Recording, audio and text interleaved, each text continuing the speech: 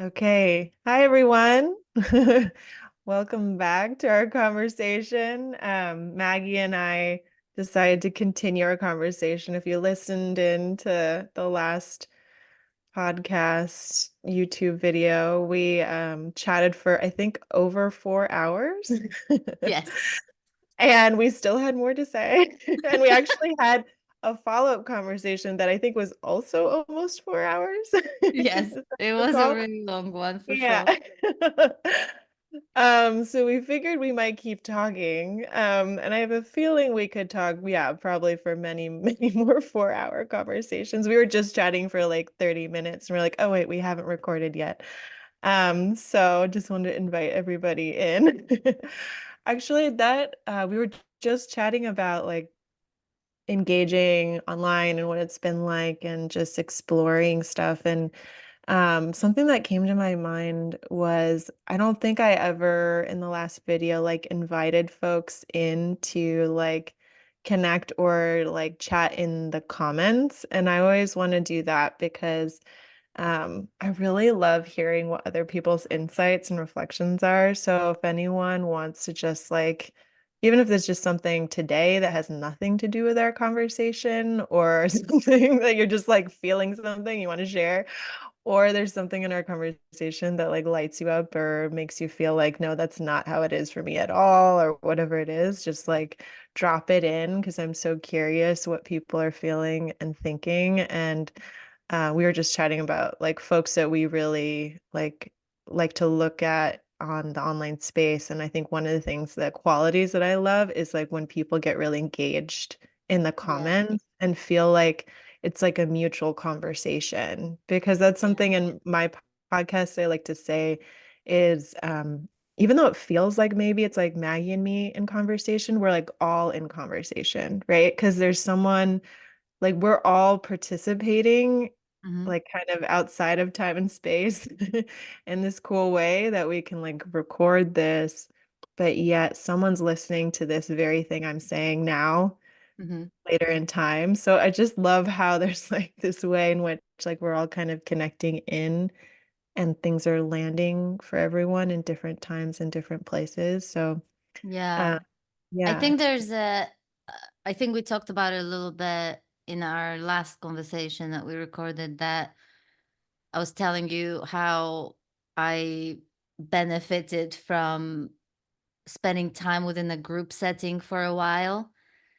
Mm, Because even though there were different people with different stories, different issues, completely different trajectories, so often somebody's question was everybody's question, right?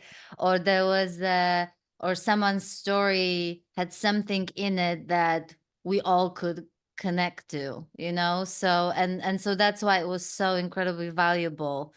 The just the I would say that, but also like the what was really refreshing about it was the heartfelt honesty with which people shared, and very little kind of people jumping in and sort of evaluating somebody's experience or judging where they're at and lecturing them on what they should or shouldn't do or where they're at in their journey of awakening, and that sort of thing. Because I know for the fact that um there were times when I wanted to kind of there were times in my journey where I wanted to connect to people on YouTube in the comments, and I've always read some comments that were already there, and I was just completely out of it because I just felt that there was so much of that lecturing happening that was going on,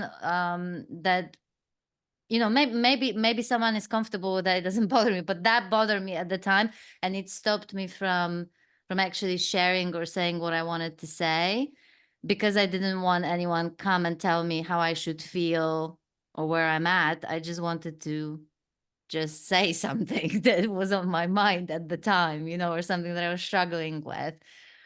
And the opposite of that where was one particular community on YouTube where I felt this it was the opposite of that. It was just such an incredible sense of community and just people sharing, asking questions, and if someone had an answer to the question, they would jump in, but only when someone asked the question, as opposed to not asking question but being lectured again. Yeah. So yeah, we don't know where this is going. It was just such a spontaneous thing that we just wanted to kind of uh humanize the awakening, and just both the journey and the experiences, but also how it all kind of relates to day to day human life and the things that we all go through. And I think we're both quite passionate about that. So yeah, so if you have uh topics in mind, or anything you might be grappling with, or just questions, or share where you're at, then yeah, absolutely feel free to comment and tell us if there's anything you might want to hear our rambling ramblings Yeah. about. It made me think, yeah, I wonder if folks do put questions in the comments that are coming up for them. We could chat about them or even have other folks join us or have some way to connect because I love like just how I think sometimes it can feel like some teachers or like different online spaces can kind of be so one directional and just like inviting like the circularity of things of just like we're all in the same boat, we're all on the same page. Yeah. And there's just like I think we were just chatting about like our motivations being online has been just like because it's fun and we really feel like called to express online. And it just feels like the time to just chat more and like share. And there's a lot of stuff that um I think it just feels so like relevant to chat about like being human in a time of like a lot of folks in this like transcendent space. Mm-hmm. Particularly, I find that I just every time because actually like as I chatted a little bit about in our last conversation, like I very much was in that transcendent space Mm-hmm. around my own journey and tuning into love and like love as that sort of transcendent experience. And um, I was chatting with someone about this who actually reached out to me after the our last chat Mm-hmm. about like, it seems really great when you're like in that space, or for me, like it was my heart was open and everything was love and it was all so blissful and everything.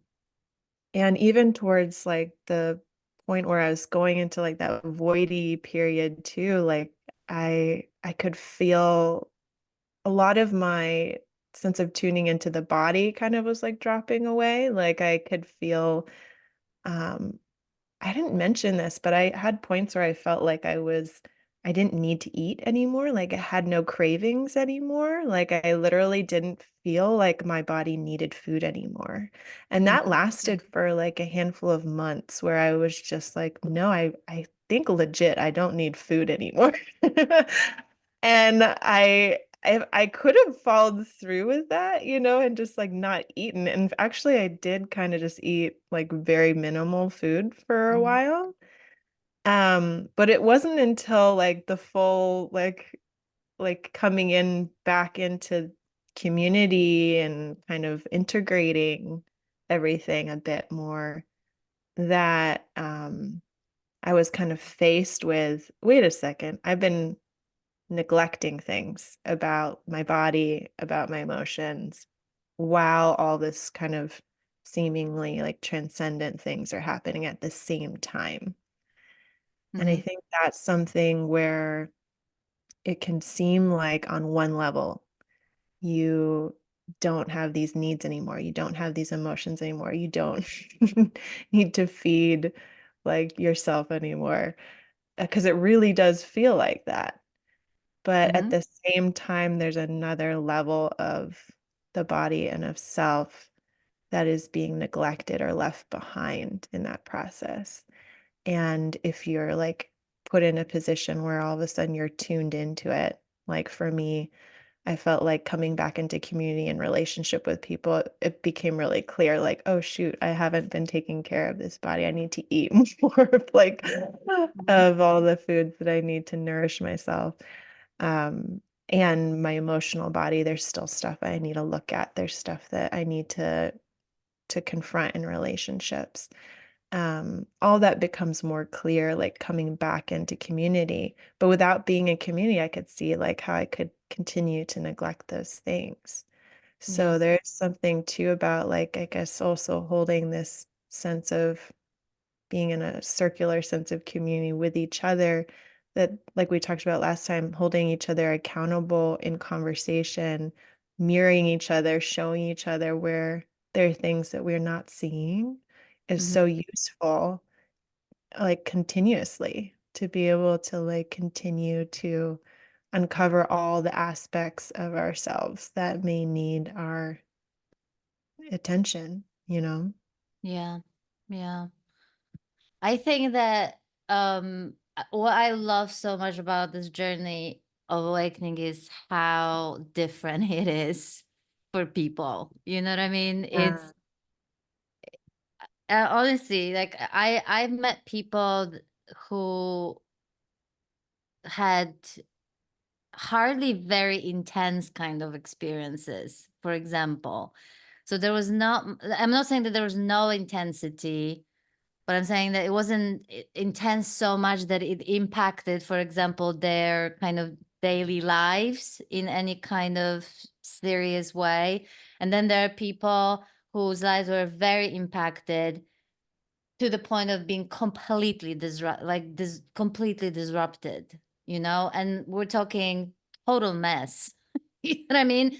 And this has been one of the things that I appreciated, that I educated myself on, especially when I read the book Spiritual Emergence, um, by Stanislav Grof.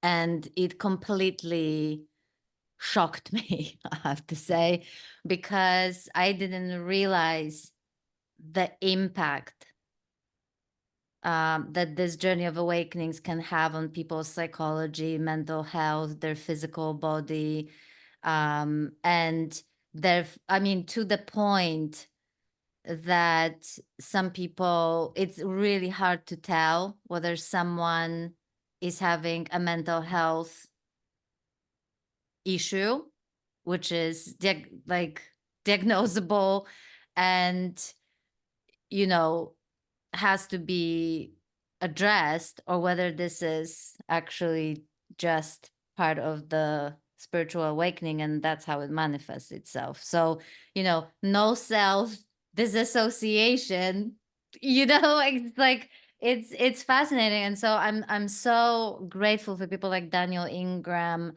and Stanislav Grof. Well, Daniel has like a whole bunch of people who are doing research, different professionals who basically help, doctors and psychiatrists and so on, who have been on this journey and who can kind of help the professionals to see the difference between someone going through a spiritual awakening and someone who's actually dealing with mental health problems that need to be addressed, because sometimes that line can be very, very thin and really, really hard to tell.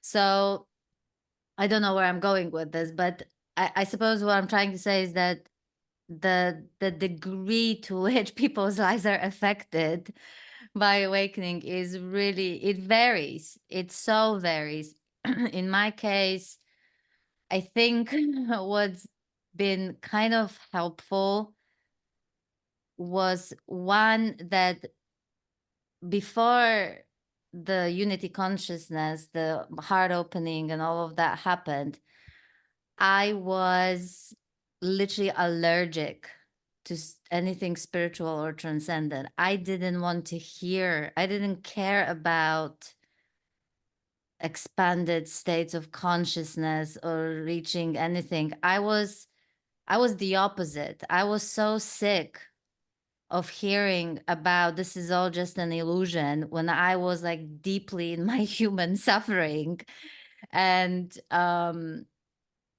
after my first awakening, and I couldn't understand why this was happening, um, that I didn't just seek those things. So it's kind of interesting is because, so I think that kind of helped me because it helped me stay with my human experience. And the teachers that I came across at the time were precisely the teachers that I needed, that helped me, that also were not focused on looking for transcendence and bliss, but really showing that the human experience is very much a portal to it, whether you're looking for it or not. And so that helped. And it also helped that even when I had those mind-blowing experiences, the teacher that I was part of, the like group, small online group that we would meet every week, she wouldn't even want to listen about it. She literally was just not impressed. She basically and so I went through some really freaking powerful experiences whilst I was part of her group, and I mentioned it to her and she just wouldn't have it. She would just say a couple of words, and it was as though she was telling me every time, this is not it. This is not it. This is not it. You know, it's like, and I'm not going to indulge in this. And so I didn't even pay attention. So I feel like it never helped. It never allowed me because I had people dragging me down back to earth.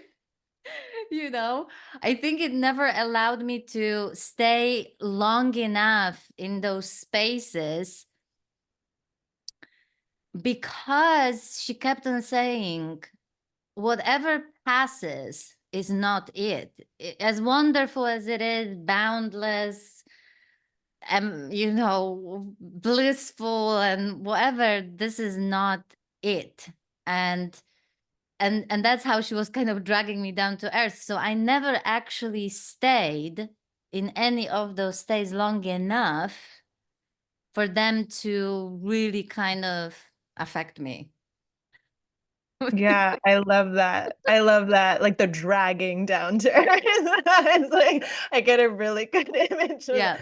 Especially, yeah, I actually it's interesting with how blissful like a lot of my different stages were. I likewise chose teachers who would like shoot me down and like make sure like I would stay grounded.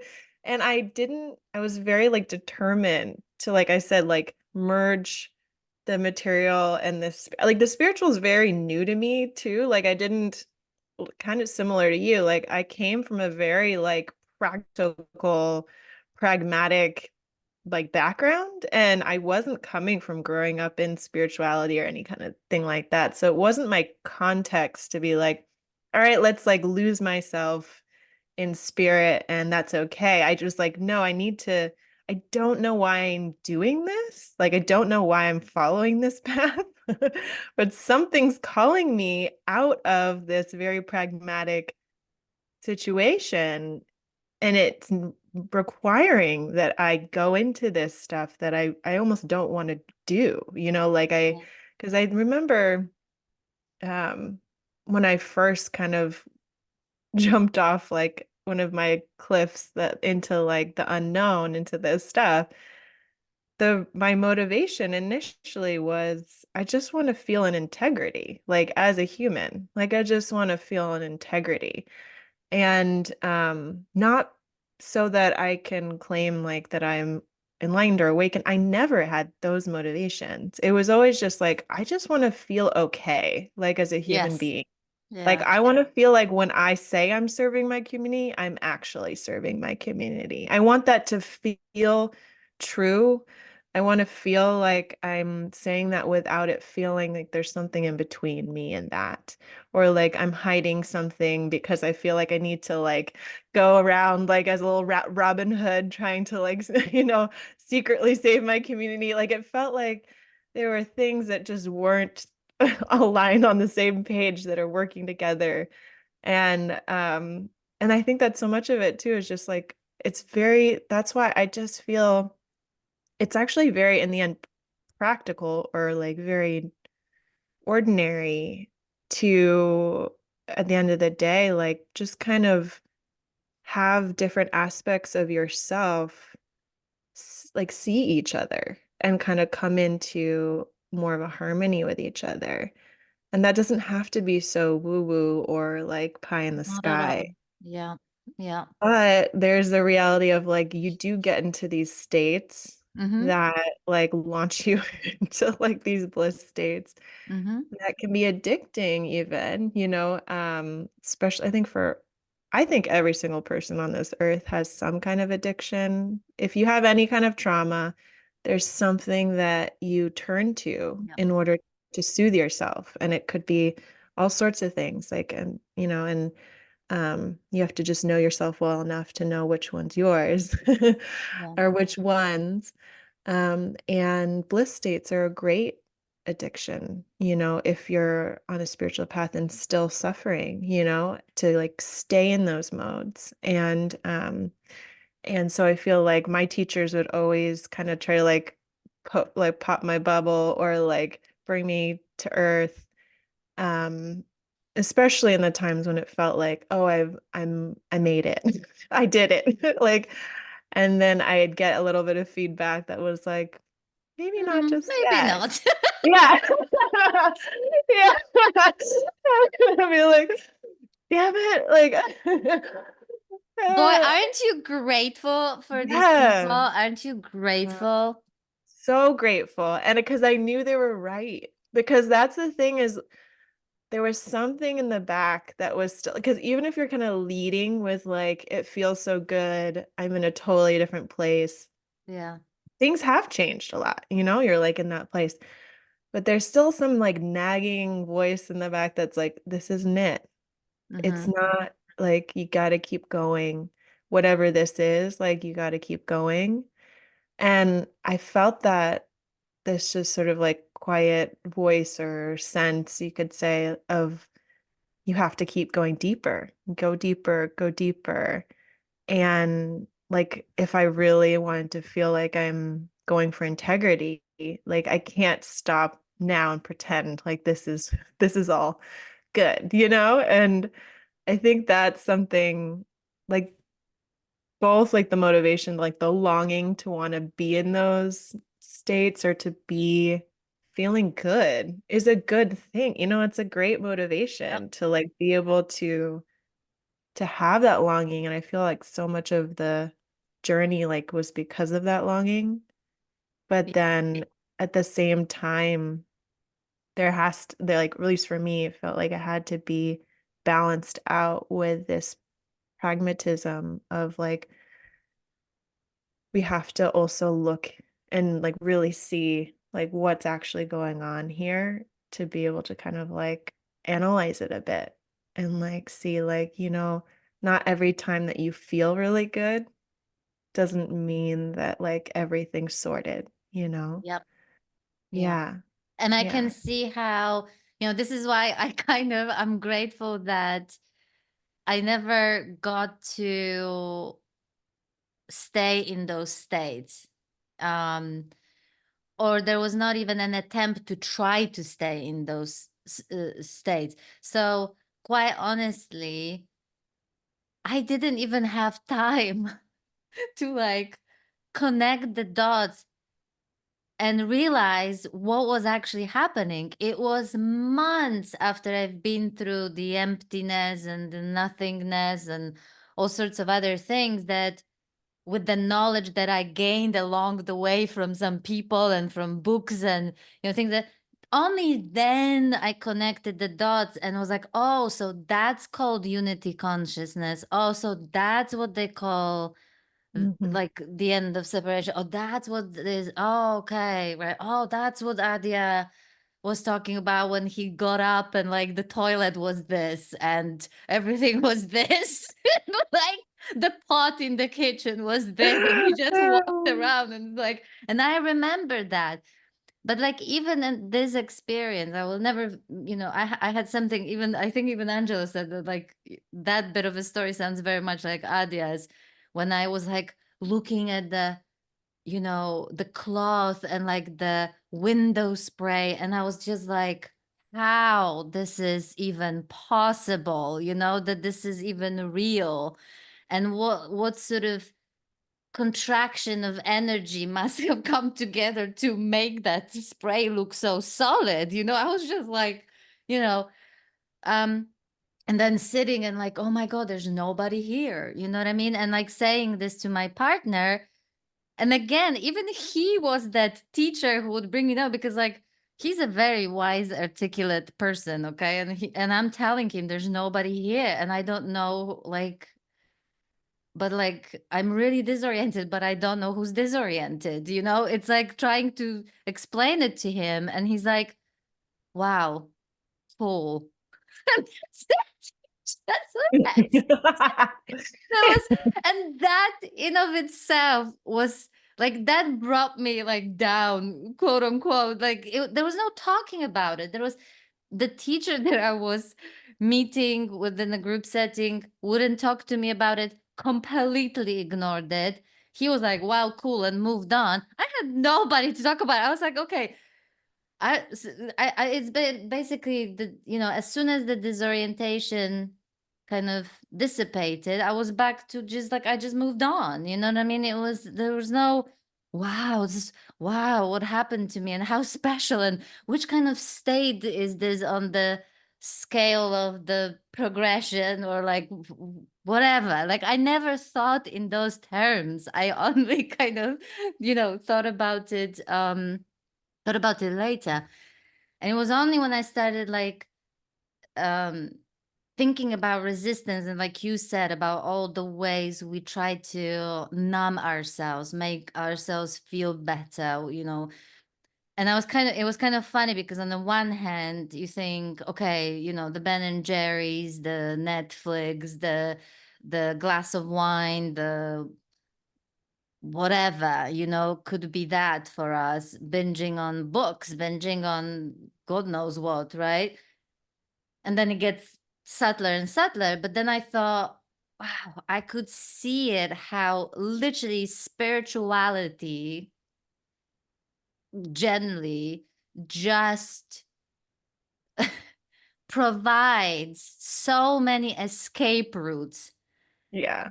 that are of a different kind, but probably even more addictive, and a kind of more deceiving, because at least when I ate Ben and Jerry's, like I'm gonna feel like shit for a while, you know, after eating a tub or something, and then totally regret it. But then like that's it, you know. Whereas let's say I could imagine, Sarah, because I don't know much about meditation and things like that, but I could totally see how, if you can get there through all these different techniques, you will want to fucking stay there. And I'm not surprised that you would want to like float in boundlessness rather than deal with your happy, unhappy relationship or whatever else is falling apart, or with you falling apart, you Mhm. know, than that. And I honestly, I say this with, you know, zero judgment, but it was just incredible how, honestly, I believe that within spirituality there are there's just so many suppressants of the human experience that are available in different forms, and the deceiving aspect of that is so powerful, because Bellinger is not going to deceive me for long. It's going to make me feel a little bit better for like a while, you know, Ben and until Jerry's gonna keep you honest. right? But like, The but best like spiritual anything, teacher. but like anything the transcendental, and if you can stay there and hang out there and everything. I mean, I think there's even a term like drunk on emptiness or something like that. Yeah. Well, Yeah. that's what I really felt like, because like in that emptiness, and for me then what shifted to a sense of presence, I Mhm. literally, like, if I really lean, I could still do this. If I really lean into that, I could feel like I have no needs. Mhm. I have like no need to eat, no need to drink, like no need to be in relationships. Like there's no needs there. And I think that, so that is true when you sort of lean in. I do this because it kind of feels like that energetically, where you're like kind of like leaning into that empty presence that is there. Hmm. You can kind of lean out of your humanity. There's like a way to do that where you're not engaging with the world and you're not engaging or tuning into or paying attention to your emotions, your very human bodily senses and feelings and needs. And so I think that's where I didn't hear a lot about this, like, through my transition, but somehow intuitively, like you, I just couldn't stay like in that like disengaged, sense because I knew that, and I immediately, my environment showed me like engage, like my environment was like, nope, there's like all sorts of human things you got to pay attention to. But it's interesting because I could totally see when people are talking about they have no needs.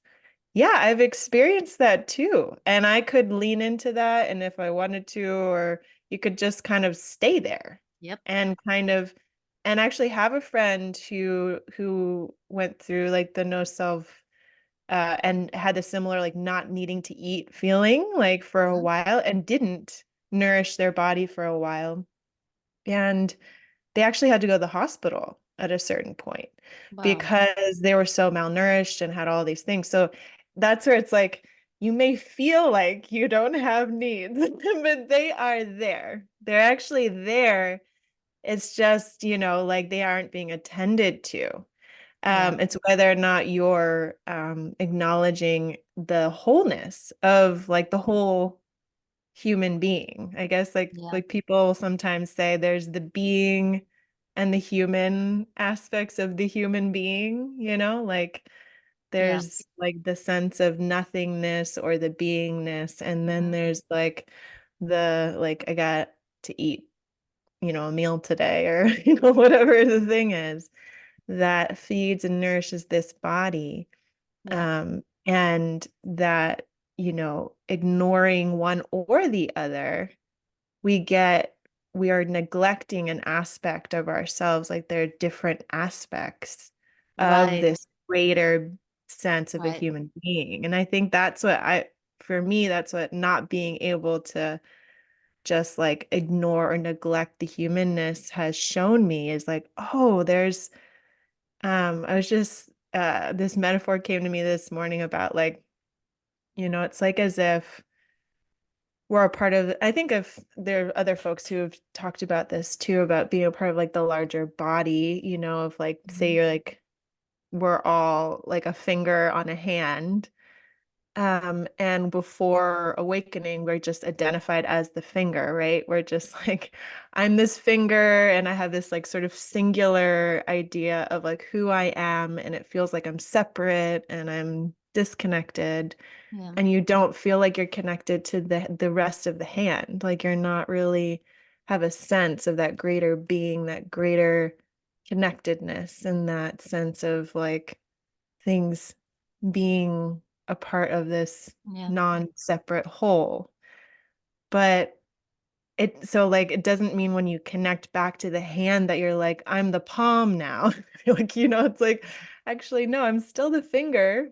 I'm just connected to the hand, Like I don't become something else in terms of like I ignore this like individuality, the part of me that is separate from other fingers, and I think that's where like for a lot of folks, for me especially, I got confused when people would say like, just like become one in relationships or connections and things like that, because that can be taken by someone who is more in a separate sense of self as like merging with other people, like two fingers trying to merge with each other. Yeah. Instead of kind of coming back to this larger sense of what connects us, which is the hand, and being able to come back and forth or hold both at the same time instead of trying to like fuse our fingers together, and Yeah. make it into something else.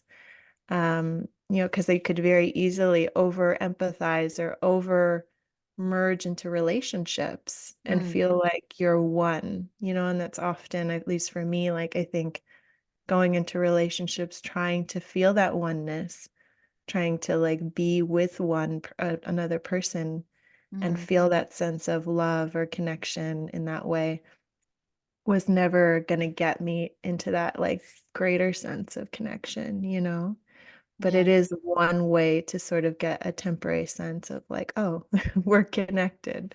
Yeah. Um, yeah, yeah.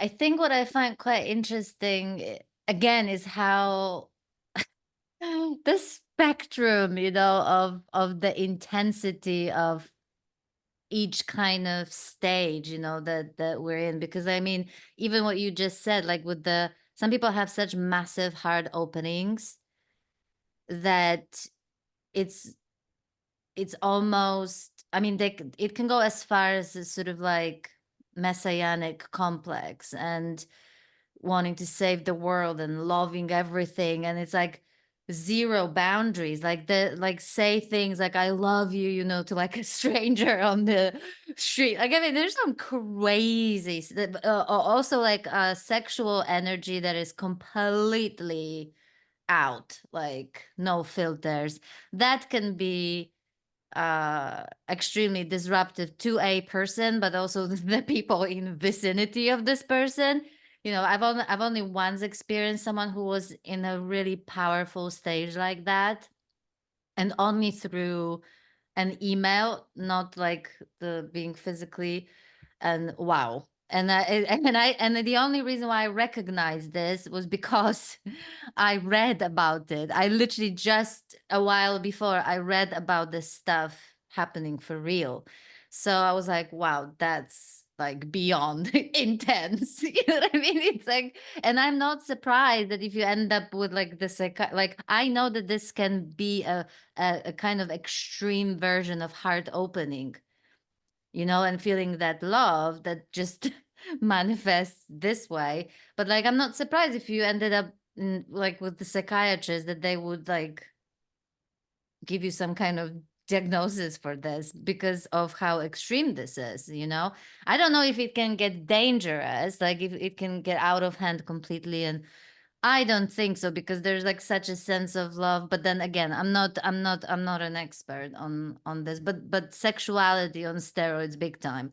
um I think, when I look back, what kind of, I'm really grateful that after my massive emotional breakdown, which I now call the surrender, the moment of surrender is that, like I said, the teachers that I came across were three different people who, in very different ways, with very different personalities, were saying different things, but always pointing to this one thing, all of them, which is that the freedom is not outside of the human experience. It's not that the whatever is it that we're looking for. I call it freedom with capital F, as opposed to like enlightenment. Although I have no problem with the word. I just think that it's so just charged with like things that I don't believe are useful, but I like the word. Um, but either way, they were saying, whatever it is that you're looking for, whether it's like this peace with capital P or whether it's freedom with capital F, it's not outside of human experience. It's not outside of this moment. It's quite literally sort of in it. You know, Yeah, something like yeah. that. And I'm so grateful for that. But even without them saying that, life, life was already showing me that, because that moment of emotional breakdown, I call it a surrender, because I really felt, I'm gonna get emotional, but Mm. I really felt like life, like literally surrendered me, rather than that being a choice, you know And it kind of forced me to just stop fucking managing my experience, Yeah. to stop controlling it, to start not to start to just stop doing anything about it, you Mm. know and but I didn't realize that I was doing it. See, the ways in which I was resisting and fighting my human experience were so subtle, and a lot of it had such a spiritual uh what you, was like spiritual in the, oh, it's just a thought, like I would be just dismissing whatever as soon as I was feeling emotional discomfort.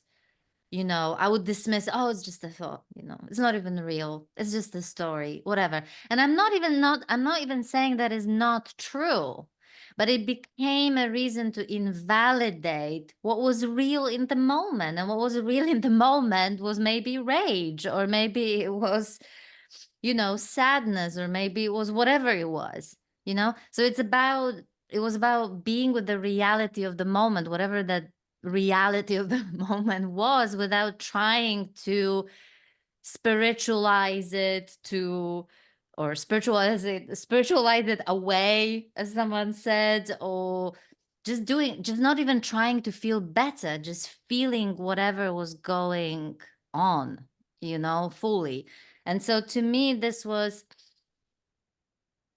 uh so I was not, like I said, I was not looking to transcend anything. It was the opposite. I was meeting the human experience so fully for the first time, because something just broke in me. I just could not.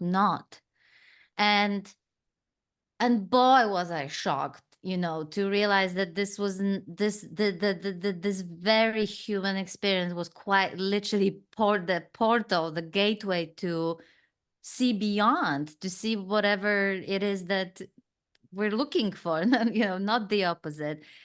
But the other thing that really surprised me, um I'm gonna try to keep it short, is that, like, after the first awakening, which was really profound, really impactful, and just wow, but after the kind of state of equanimity sort of dissipated, and that was a long time, by the way.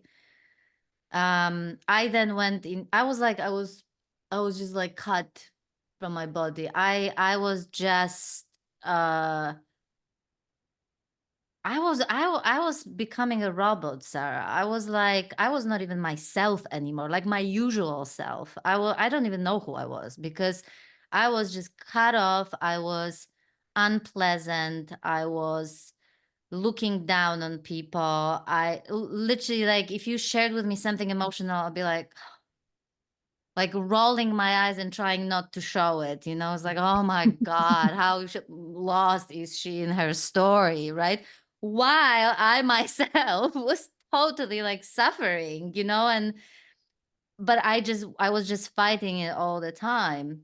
But I didn't know I was doing it. I wasn't even aware. And so what was interesting to me, that the full blown, what qualifies as like the transcendent experience of the emptiness and the knot in my gut dissolving, and a sense of separation dissolving, and basically meeting what they call now, I know, the ego death or whatever. Um, it actually brought me back in touch with my body. The heart opening sort of moved the first kind of insight down, right down to the heart. And through that heart opening, so it's kind of funny, because the sense of separation was like, there's not even a sense of separation. There's my even not even my body felt separate from whatever this is.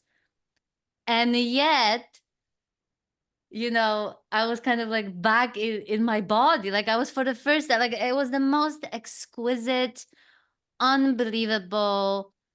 I think for the first time in my life, I felt what emotional freedom is. Yeah. Just to feel Yeah. fully, like full blown, whatever comes up. But Mhm. in, like, when I say fully, I mean, a lot of it is like quite literally in the body with your whole body. So it's kind of the reason why I'm saying this is because it's kind of funny, or maybe ironic. I don't know that what is considered a transcendental experience, which it definitely was, um, brought me in touch actually with my physical body, right? Yeah, totally. I love all of that. There's so much of what you said that I just was like, yes, like I can relate to. It's interesting because we did have different ways of like in different stages of this, but it's funny because I would describe like, because since my heart opening happened first, like I felt like that was my transcendental kind of like better than thou kind of like a moment where like, but I was doing it from a place of like I love everybody and everything is love and I am love, and like I just felt that so overwhelmingly, and it was so feeling based, so it was in the body, and I felt like I was like merging with my surroundings, like my environment was my body, I was the environment, but at the same time like I could see the little like sort of holes in it in my relationships or in like in talking to other people like you said, and just being like I am love, and then like but yet I couldn't like love and accept everyone around me for who they were, and so it's like oh okay. I would see that like disconnect and be like, okay, I'm gonna try to love them harder, or I'm just gonna try to like extend my love I'm gonna to try to love everyone. my enemy Yeah, or whatever. exactly. Yeah, yeah. Yeah, and so I now see it as like there's this kind of horizontal love where like you can try, it's like a where we can fall in and out of love horizontally with each other, right? Where you can feel like you're really connected and in this love with someone or you're not. And that's always kind of conditional, right? Like it's always conditional whether, and that for good reason. Like, if we don't, like you said, like if we fell in love with everyone on the street and we just like went up to them and started kissing them or whatever, like it wouldn't be really appropriate for our world.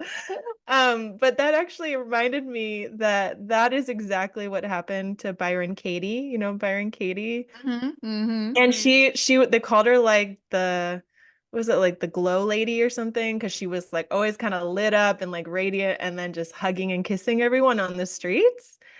And I remember seeing or reading that and being like, that is how I felt. Like, that is like, I Wow. was trying to restrain because I knew it wouldn't be well received. Like, part of me knew that that wasn't a smart thing to do, but like a huge part of me wanted to just go up to everyone and just like kiss them and hug them and love on them. And that was sort of the impulse of that heart opening was like, everything is me, we're all one, like, and without that sense of like a discernment for, like this is the human realm. We don't do that here. you know, it's like, I mean, if we all were like that, maybe, and because there could be a time and place in culture where we all hug and kiss each other and Yeah, it's fine, but that's just not where the world's at. And I think yeah. that's what Byron Katie spoke to was like, yeah, eventually I she love her. decided she's like, actually, maybe I need to not do that. And I think the way she described it was, I realized that that wasn't kind. Like, it actually wasn't Right. kind to people to hug and kiss them and love on them, like, whenever I saw them, because there's something that's confusing about that to another person. Also, might be like crossing boundaries. It might not be invited. Yeah. But it's also not respecting sort of what we're up to in humanity. And I think that's where, see, this is like, it is that point where you kind of have to choose to engage like what we're up to as human beings in our collective at some point or not. Like you can kind of do your whole like I'm blasted open, I'm empty, I'm full of love, and then just be that, and like that's legit if you want to do that. But for me, it felt like I feel like I need to be engaged with this thing we're calling like our society and humanity and all the suffering and all the things that are going on. And if that's the case, yeah, I can't. hug everybody I meet. I just Yes. can't do that. And I'm gonna have to learn how to like kind of in a sense like um there's certain just like ways that we use our rationality, our discernment, like our way of finding what's useful to share, what's useful to bring to relationships and things, because there's so many things we could bring if we're completely unfiltered, right? Mm-hmm. So Mm-hmm. it's like being unfiltered, but at the same time, like having a little bit of a filter, like having a little bit of like, not everything needs to be Yeah. shared. Like if Yeah. I feel like my heart is like beaming with love, like I don't need to share it with everybody. Um, but then yeah, for me it was like moving from that stage into and realizing, oh shoot, there's something about that too that's a little bit, like you said, that subtle bit of covering up or aspirational. There's something that's like wanting to make everything love, Yes. that's still trying to create love in everything I see, that's trying to commune with everything and everyone.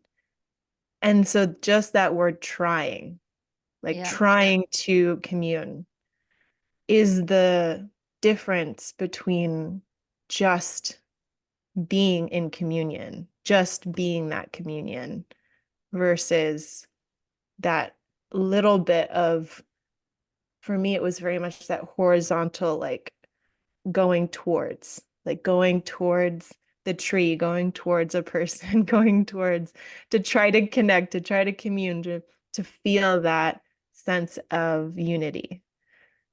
And to be able to like come back and kind of drop, like just drop the trying.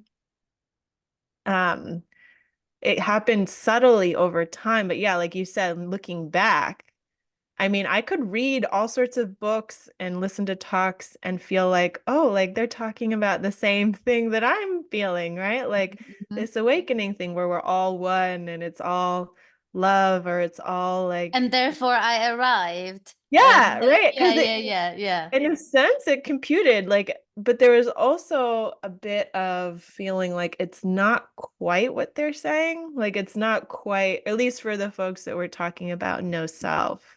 Mm-hmm. I Mm-hmm. was like, I haven't quite gone through what they're talking about, but it feels similar because some of it was similar. Like the feeling of kind of emptying out of myself did kind of happen. And it did feel like there wasn't really an individual self in a sense because it felt like I was just love. But in a sense, it didn't quite happen. And I think, like, now in retrospect, like you're saying, now when I read people who write about no self or this realization of um, what just is, the way it reads now is very different. Mm-hmm. Like I was just like reading a text the other day, and it was so interesting because I've read it over the last several years, like at every stage, and it reads different at every stage, right? You receive it differently. And this time when I read it, it just read like I was reading like a recipe. Mm-hmm. It was like very ordinary. Mm-hmm. Like it was like I was reading my taxes or something. It was just like it was like reading something like very mundane. Yeah. A matter It of fact. wasn't, Yeah, yeah, yeah, yeah. matter of fact, Yeah. and there was no charge. There Yeah. was no charge or like excitement about Not it. even like wow, like Yeah, there was no yeah, oh awe or like a longing kind of feeling. It didn't like bring up like a ooh, like because yeah, like a yeah, yeah, lot of spiritual texts would kind of bring up that like yeah. that sort of surge of connect energy. But reading it now, it just is so, it's almost like flat in a way, like because Yes. it's Yeah. very like, But not boring flat. no, It's not, yeah, not yeah. boring, but it's like it's just what is Yes. like. Yeah. And so there's no distance between what I'm experiencing and this thing. Yeah. Yeah. Yeah. So I feel it's very matter of fact. I think that's the best way of putting it. It's Yeah. like matter of fact, like, oh yeah. Yeah. That it's just Gosh, you yeah. said so many things. I don't even know which direction to go because you said like so I want to say one thing before I forget, which I will very soon. I'm just gonna throw it, but I won't expand on it. Otherwise, like I don't know where we're gonna go with this for how long. But that I think that there is a huge because everybody talks about like quote unquote oneness or unity, but I think there's the oneness of unity consciousness is so different to the oneness of isness, or rather like everythingness, if anything, or whatever. Anyway, no word is adequate to describe it, but to me these are two very, very different um very, very different experiences, because with the isness, all this like we're all connected, we're all, whatever, that actually falls away. There's even just like that Yes. notion. So but that, like I'm saying, that it's just something that to me it's incredible how the semantics we really can think. And talk about like humbling lessons. I've learned that multiple times when I thought I knew what someone was talking about, just because we operated with like the same language, only to realize when we went into like nuance that we were talking about two completely different things, very often two very different experiences. So that's like, I'm gonna park it, maybe we'll go back to it some other time. The other thing I wanted to say is, you talked about like the I was listening to you talk about the love and the going around and wanting to tell everybody and so on. And I think there's beauty to it, like the almost like I call it like a new born again syndrome or something like that, and I think everybody, as annoying as it is to people around, to like witness, there's a childlike quality to this, which I think is kind of fresh and joyful and lovely and genuine, there's a stage at which this is genuinely like it just feels like it, and I think there's beauty to it. I think that's part of the process to you know Yeah. to experience it sort of this way. But what I found when I kind of look in retrospect at different sort of experiences that I had is that that every experience has its kind of extreme version. In Yes. You know what I mean? Like it has the kind of like heightened, intense, whatever. Literally every stage can have that, whether it's like swimming and whatever, drunk on emptiness, whether this is like there's nothing and like being like there for a while, Ah, or whatever it is. There will be like these extreme kind of versions, and I think that's also, I believe, part of the journey. But what I'm trying to say is that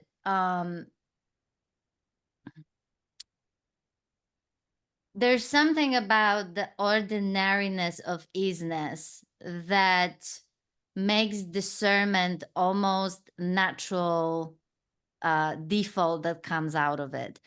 And mm, that discernment is only not there or difficult or challenging when in those heightened states. So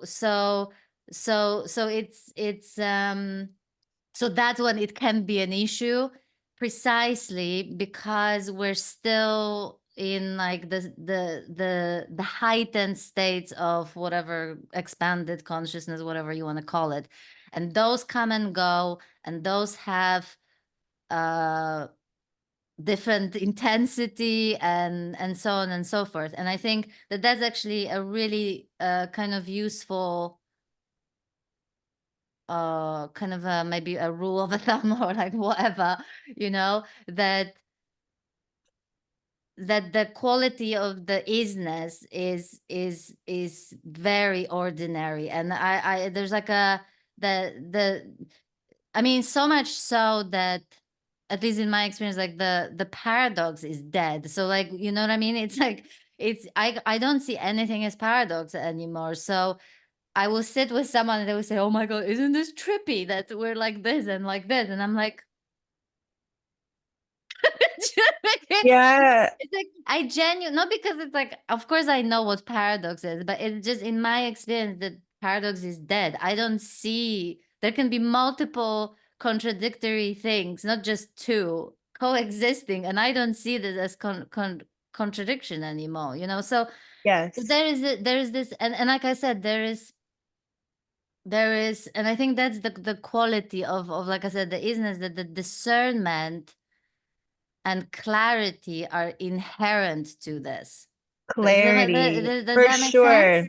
Absolutely. That's how my experience of it too. And it's so interesting. I'm just realizing now, like that it sounds like your initial stages were very much like in more of the head and like being more like the thoughts don't aren't real kind of thing. And I Yeah. was very much in the heart. So it's fun that we get to like speak to these different extremes, but they were both extremes that weren't allowing for discernment, which is interesting because sometimes we think of discernment as coming from the head, but sometimes you can use thoughts as a way to get out of discerning what is actually happening, you know? And so there's a way in which that can spin out in its own way too.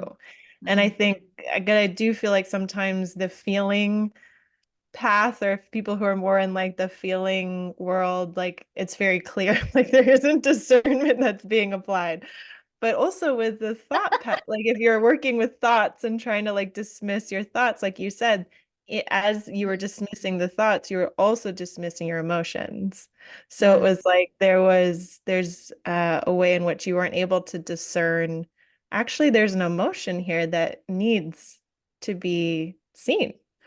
And for me, I was like dismissing thoughts that needed probably to be like grounded into my experience.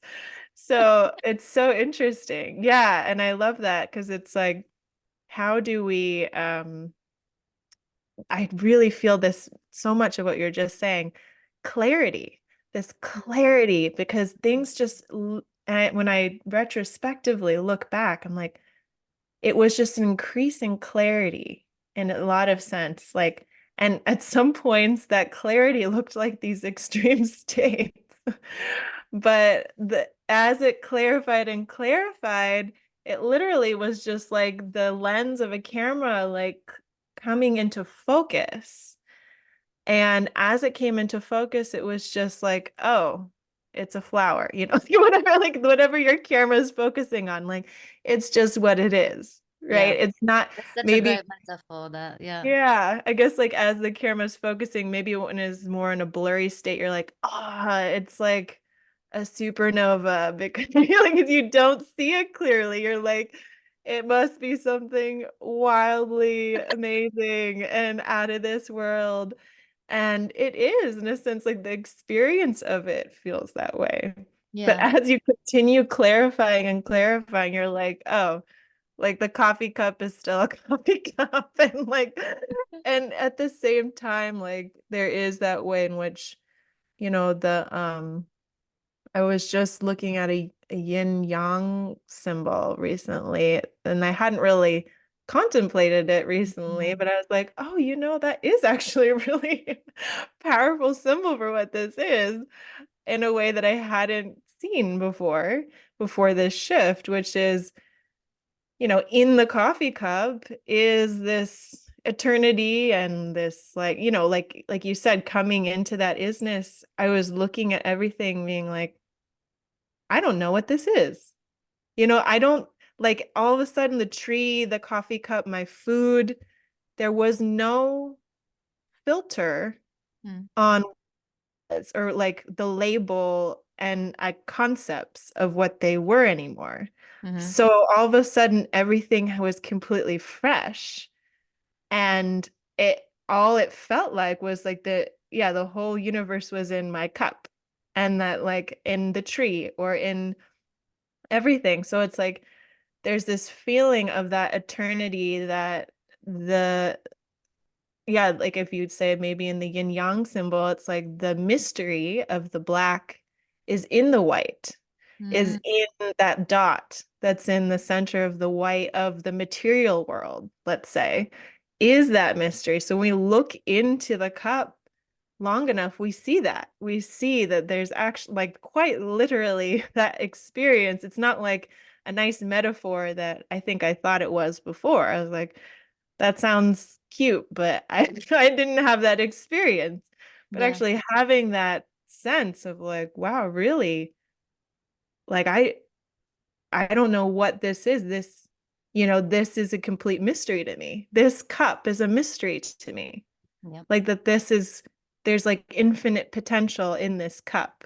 yep, And and then coming out on the other side of that and at the same time like coming into like, you know, at the same time there's the material in the mystery. So it's like that these are just, the same thing. yeah, And kind of go through, it's almost like by looking deeply into ourselves and into the world that we see that they're yeah. in each other. I mean, Yeah. to me, this in many ways, this is the kind of what this journey is, other than being about multiple other things. That's what it's been about. It's like the journey of seeing that more deeply. The um the sort of the no separation was really powerful, like to just see that I was not separate from this, and the divinity, humanity, whatever you want to call it, kind of merged. And I mean, that alone was so healing. And I actually didn't, funny enough, I didn't actually experience it as like this love that I wanted to go and hug everybody or God knows what else. um but to me it was more like compassion, like I've never felt before. I call it like compassion. I sobbed. I just sobbed for humanity. Yeah. I understood that the suffering. Oh, 'cause I just like I've got chills going through my body, because it was like in the moment I could see where the suffering was coming from. Just this Yeah. belief that we're separate, Yeah. and I just wanted to like I didn't just I wanted to cry for I wanted to take the pain of all humanity. So like speaking about extremes, this is Yeah. exactly how it felt. I felt like I just touched what I call like this infinite heart that Mm, can bear all our broken hearts, yeah. the real heart, you know? Yeah. And so it had nothing to do with me being on a mission. It literally, I knew that I could take the pain of everybody, and and it wouldn't break that heart. It might break my heart, Mm, but not that heart with capital H. yeah. And there were moments I remember when for some reason on YouTube, there was a conversation on the radio completely unrelated to anything awakening or anything popped up on my YouTube. And it was a conversation where, like callers called it was just a regular radio here in the UK. And this gentleman called, and you could hear in his voice that he was very articulate, very polite, very cultured man. You can just tell from the way he was speaking. And he was talking about how he didn't have money to pay the bills, and he was in this cold apartment, and he he can't even he said, this is I'm at my lowest to call the radio and to even tell this is Mm, about my dignity, like this is like whatever. And I remember, and he burst into tears, and I remember just I couldn't stop crying. I felt like I was listening to God crying. mm, I could not. I was just like, and I remember some minutes later I heard someone talking about emotions as like this is being illusion and like caught up in the story. And I quite literally from the heart space wanted to tell them to fuck off. You know what I mean? Like, you know what I mean? I will be honest with you. I was just like, I don't want to fucking hear it.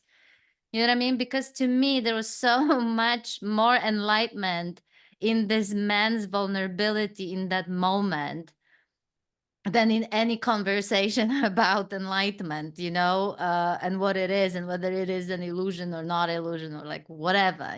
So, I mean, I don't even know why I'm talking about it, but I guess Oh, it's I'm so trying. beautiful. Yeah, I Yeah, guess that's I'm trying so to beautiful. say that for me, there was a period of like this unbelievable compassion. And I could not look at anyone and not see God. you know? Yeah.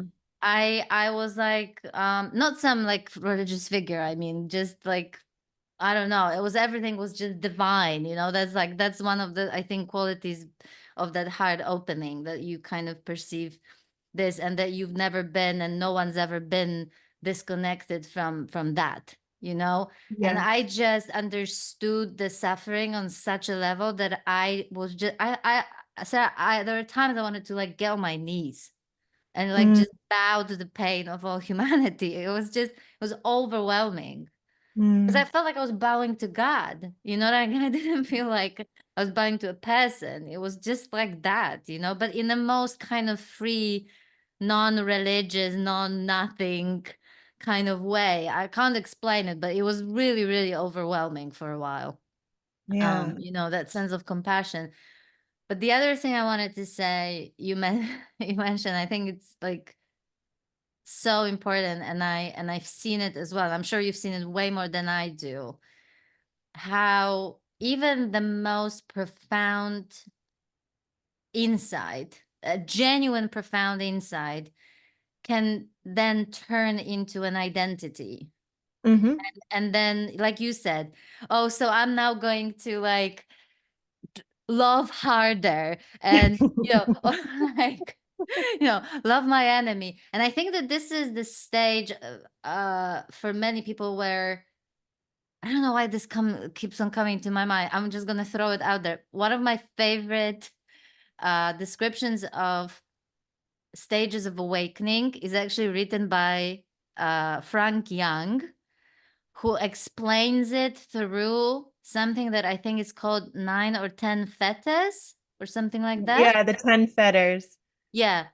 So Yeah. he takes that metaphor or that model, and he somewhere on his blog. So if you Google Frank Young 9 fetters or 10 fetters or whatever, you'll this is, I told you I know nothing about this It's so stuff. funny So because I just Googled it last week because I was like, I forget how many fetters are there. I don't know. I right. don't know So the yeah, however many fetters, he he uses this model as like, and basically explains it in his own way, what how it corresponds to the stages of awakening.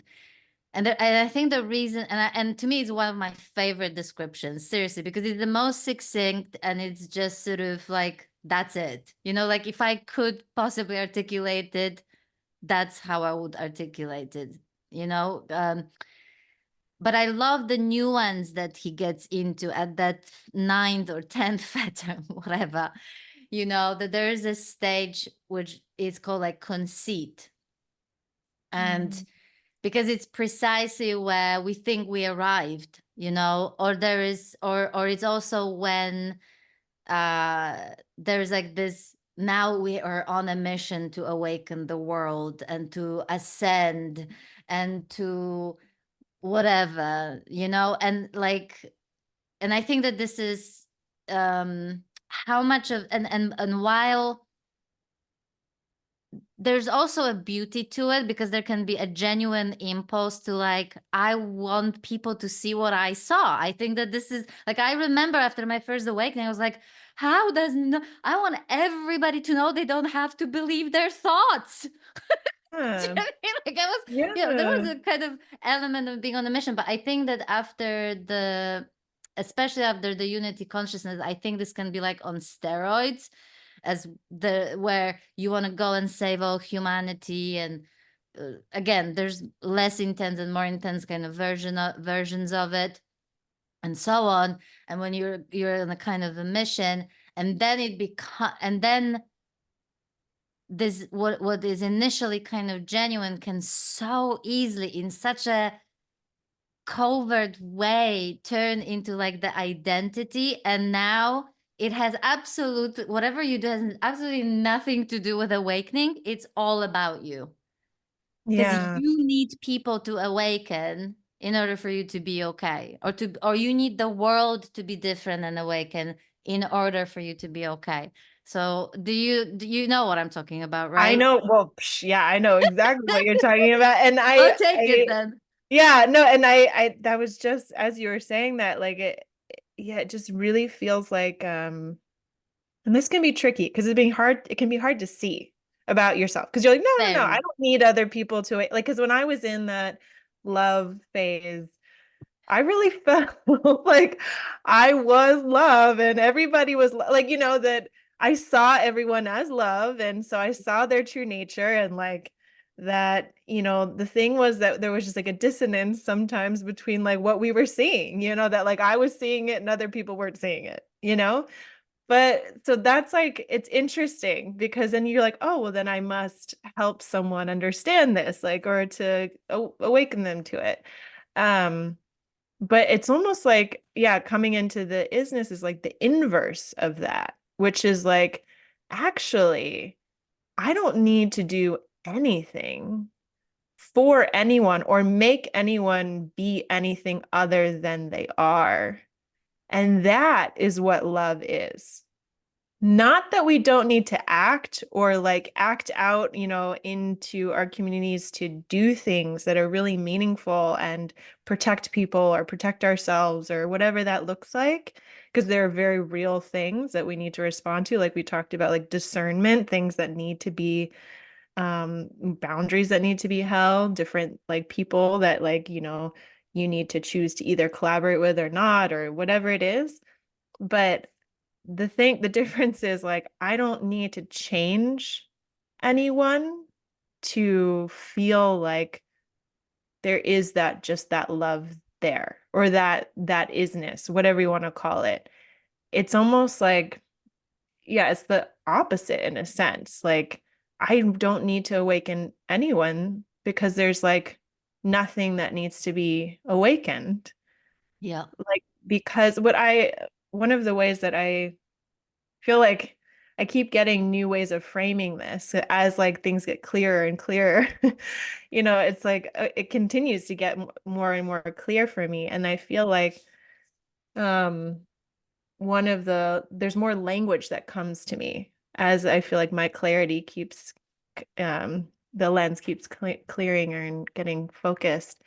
And one of the things that is coming to me is, in a sense, it feels like the difference is just not having that sense of self-consciousness, like when you'd normally be at a party and you'd be very self-conscious about like, oh no, what do they think about what I'm wearing, or like what's going on, or am I saying the right thing, or all of that stuff. There's like a separate part of you that's also at that party.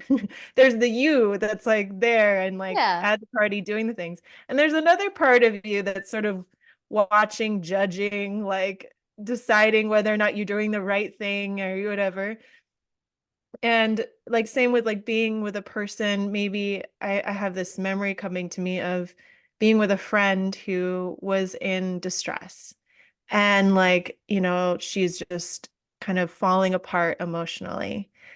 And the self-conscious part of myself used to feel like, oh no, like what's going on? We need to help, right? Like the part that's sort of not in the present moment, not really with her, right? There's a separate part that's sort of thinking, like, what can I do? How do I need to help? Like, what are the things that need to happen?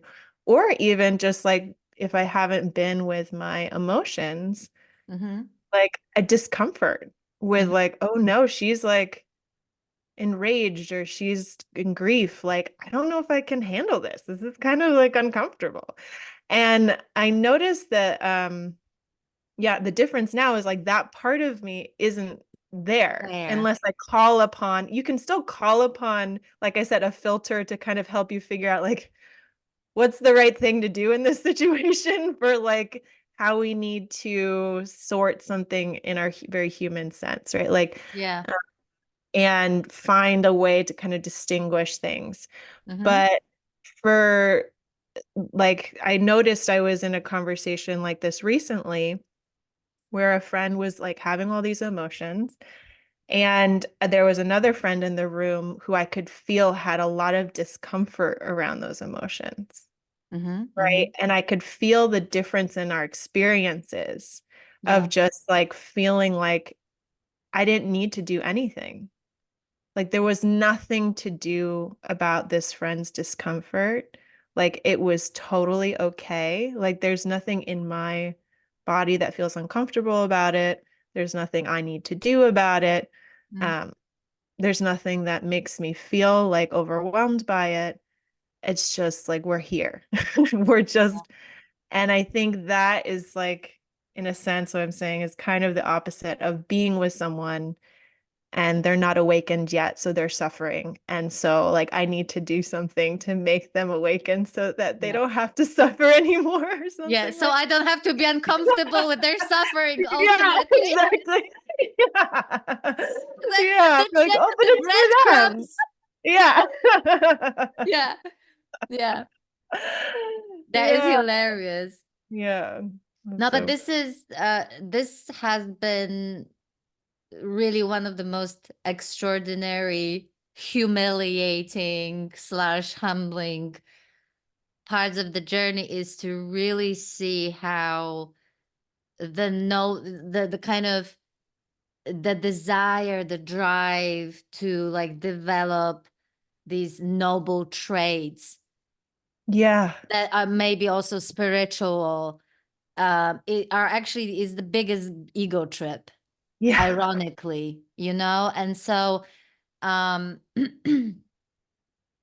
and by the way, I'm not, because this can be so like easy misconstrued, that like I don't mean there's anything, those are beautiful traits, you know, like I mean kindness and, you know, just being nice and decent and you know, love and whatever, you know. I mean, like, I'm not saying that those are not nice things to be or do whatever, but I'm just saying that it's been incredible to see how those are often the desire to be that person that is a certain way, that has those noble traits, is actually like the greatest ego trip, because it's like ultimately it's really about, I just need to be seen as that, you know. It has not, it's just it's so fucking self-centered, you know. That because like Yeah. why are you trying to be that?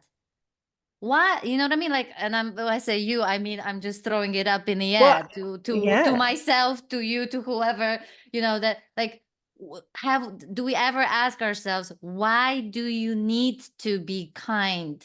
Why do you need, and you can come up with like the rational explanation, obviously, like you can with everything else.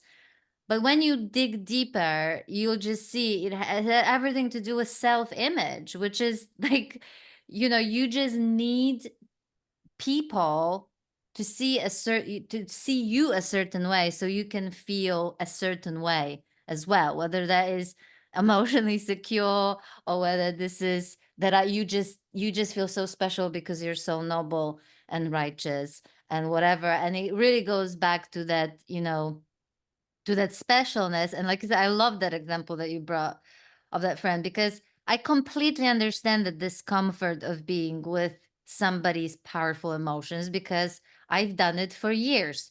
I couldn't be with people's intense emotions. And the reason why I couldn't be with people's intense emotions is because I couldn't be with my intense Yeah. emotions. So, you know, and so I get that. Like I completely get it. And like so I also completely get the urge to change it for someone when they are, you know, having intense emotions. I get that. So I'm not, and I don't think you're suggesting that like there's anything wrong No. with it or like whatever, Yeah. Well, right? likewise, I was that Right? way for so, because especially feeling since a young kid very empathetic, like someone Right. who really Right. like takes on other people's emotions or problems a lot.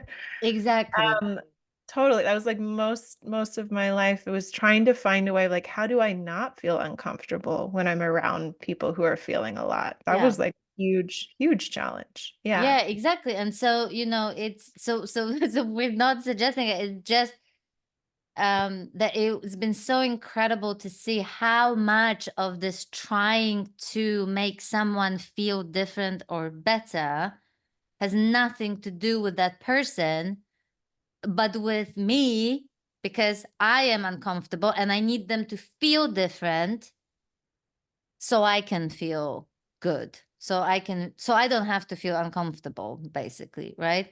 And then of course there is the also needing people to awake, right? So again, there can be like a really genuine, like, I just want people to genuinely see what I see. Like there's so much freedom in like seeing yourself beyond, who you think you are. Okay. Like, I mean, there's no denying that. But even that, like I said, can, when it becomes like a mission that is almost has like this obsessive element to it, um, then it really becomes something entirely different. Then it's actually total non-acceptance. Then it's all about whatever you get out of this rather than anything to do with that actual person. It's just you're getting something out of trying to awakening those people. And the question is like, what is it? Because it's going to be different things for different people. I don't know. Do you want to add something to this? Yeah. Yeah, there's so much to this. I Yeah, and know. I was just like, oh, this is like opening so many more things because yeah, it's so I think you said it beautifully and it is like I think maybe just turning inward or turning to yourself to ask that question first to see if Yeah. there's something there.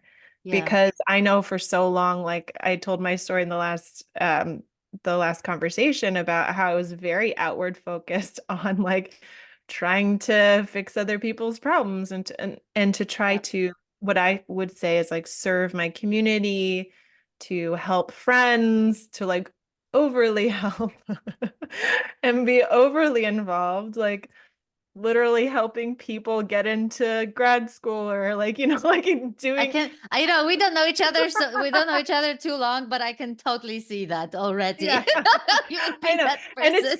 it's still something that like I'm unlearning in terms of like I love to support people. Like I love to support and help. And so there's something about that that's like just natural to And like, beautiful. and, Yeah. and beautiful, totally. And there's a way in which that gets to extremes, like we were talking about, and then it starts Yeah. to become unhealthy, at least for me. Like where Hmm. then my body doesn't feel like it's taken care of, like where Yeah. I'm overstretched and I'm not like actually in a place that like I personally want to be. There may be folks out there who like that's their jam and that's what they want to do their whole life. And like power to you, like keep doing that. I just felt like for me, like at some point I needed to turn the other direction and find like a sense of being in both worlds, of being in a sense of like this, my own sense of self, Mm. or finding what that was, versus also like supporting and being with other people. And Yeah. I think in a sense there was this underlying, maybe intuitive sense that like I said, I wanted to really be of help or like really truly have a sense that I'm not just trying to help or trying to serve my community, but I'm actually like feeling there's no disease or uncomfortability or an inauthenticity to that, because you can feel, I think most folks can relate to that's a lot of why we go into this kind of journey. It's like Yeah. feeling like I'm not quite being authentic. I don't really feel like uh, there's different parts of me that want different things and I can't quite get them on the same page. And when you're with someone or you're working or you're doing whatever, there's these divided sense of a Yep. self that can't quite cooperate, Yep. or create this confusion and this conflict, like an inner conflict and then lots of outer conflict in your life, right? Resentment and like, Yeah, yeah, yeah, yeah. And no one totally. benefits from it. Like not you, not the people that you're there for, right?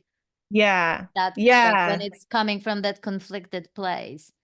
Right. And so it doesn't quite feel satisfying. There's something about that it's not fulfilling because it doesn't feel like, to me now I see, if it doesn't feel satisfying and fulfilling in the moment, it's not going to feel it after the moment. And I think a lot of people speak to this, right? Like actors who win like an Academy Award, they're like, wait, that's it? You know, like there's a feeling like even if you're trying to do something really great, but you get to that point and you're not in a place of fulfillment already, you don't get all of a sudden like fulfilled.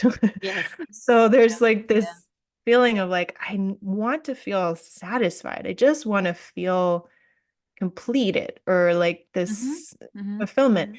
And yeah, so what you're saying, just like asking that question, what am I getting out of this? Like, what am I getting out of, for me, was like this codependent overextending into relationships, overextending into community. What am I getting out Yeah. of that?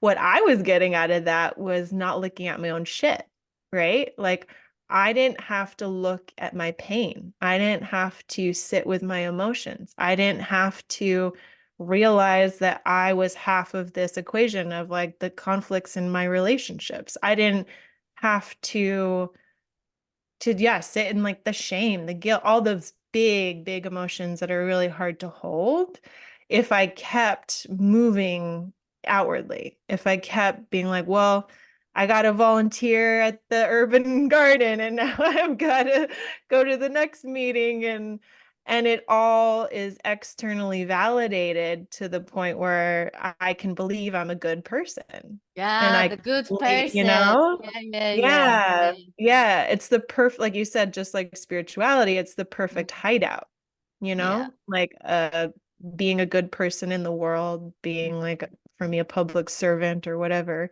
doing that, or being a spiritual person are like really great identities to hold to avoid your own internal shit. So it's like realizing there might, like, I might be using this identity or this relationship trying to awaken my mother, awaken my Yeah. friend, awaken so we can have a better relationship, or so like they Yeah. can feel more happiness, or all these great, like you said, great Yeah. Yeah. aspirations can be the escape. And for me, it was of realizing, like, what if I just accepted my friend and I aren't connecting right now? Like, Yes. what if I just accept me and my family member are not connecting Yeah. right now? And like, And I we, won't be chasing and I won't be trying to change that or whatever, yeah, please or whatever. yeah, Yeah. yeah. And not trying to like get them to think the way I do or to Hmm. be Hmm. the way I think they should be, which there is a like a should in there Yeah. anytime it feels like you're extending into someone else's business. And Yeah. you're like, Yeah. Yeah. this person should be happier. This person should be Right. more awakened. They should be more aware. And that always feels to me now like an indicator of like there's something in me that I'm not looking at because there's something I'm trying to resolve out there. Yeah. Um, and in those like instances of like relationships, I found the thing I was avoiding is the discomfort, the grief, the unknown of realizing this relationship isn't what I want it to be, and Yeah. realizing like I'm not going to get what I want. Yeah. And this isn't what I feel like things should be. Which is fuck, you know, to like just be like, okay, damn. Like I'm gonna have to just be with that.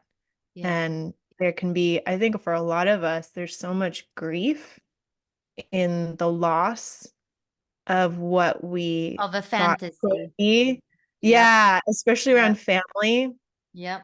Just like the what could have been, Yep. what we could be, what connections that like we aspire to have, and finally letting them go, letting the aspirations go.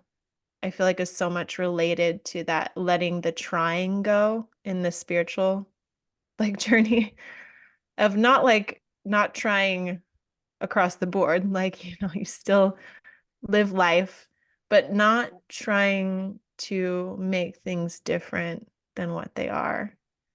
In that, in any given moment, I can feel what's happening in this moment. Yeah.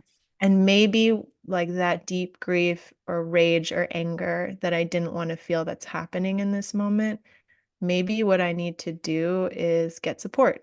Maybe I need a Yep. therapist. Maybe I need like someone else, another kind of person that supports me through that.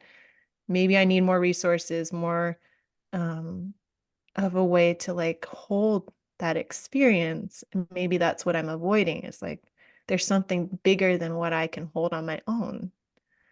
And that's okay too. So there might be like real grounded actions that come out of that Yep. acceptance. Yep. It's Yep. not like I think that's what was confusing to me before was does acceptance mean like you just kind of like accept Like a everyone? resignation or yeah. Yeah, like oh, like that person's harmful actions, I accept those too. It's like, well, you can accept that they're harmful, but you don't have to accept them in your life. You can Yep. say Yep. no, like that will Yep. not be in my life. But first, in order to do that, you have to accept that they're harmful Mm-hmm. and not avoid the fact that like actually this relationship's not working, Mm-hmm. So but I know that that's so difficult and it's just there's this human need for human connection Of and course. belonging Of and course. relationship. So it's one of the hardest things to see and to realize. And I think that coming back to like what we were talking about before, if you disengage from and dissociate from your human needs, it's going to be really hard to see that.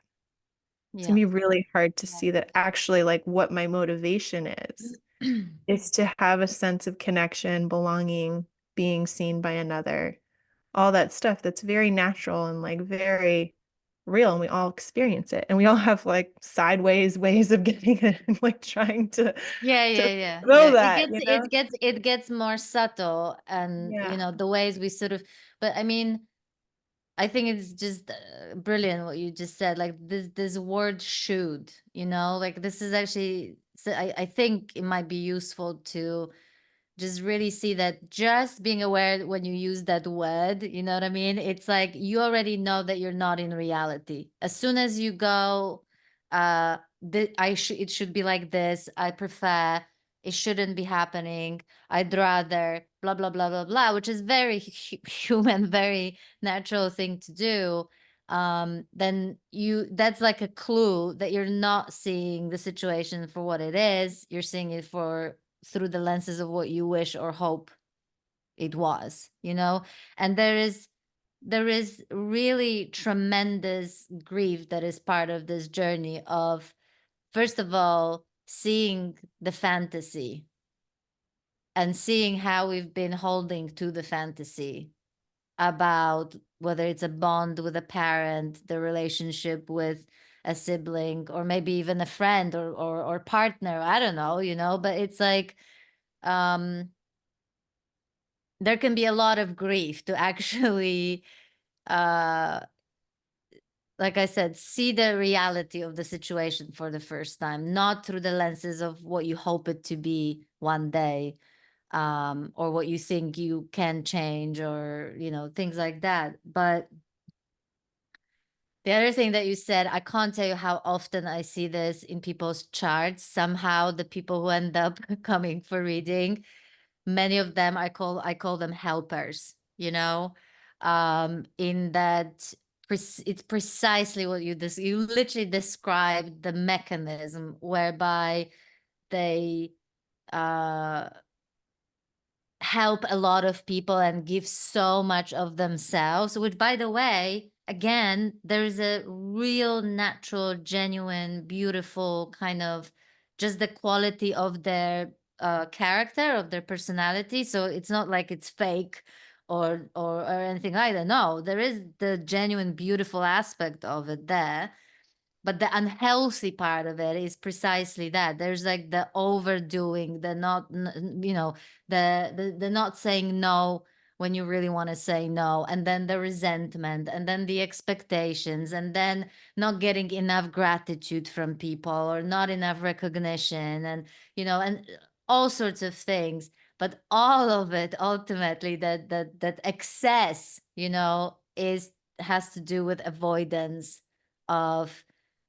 It's either about you're doing that because it gets you something, it gets you a good feeling at being a good person, at being seen as a good person. It would be so many different things for different people.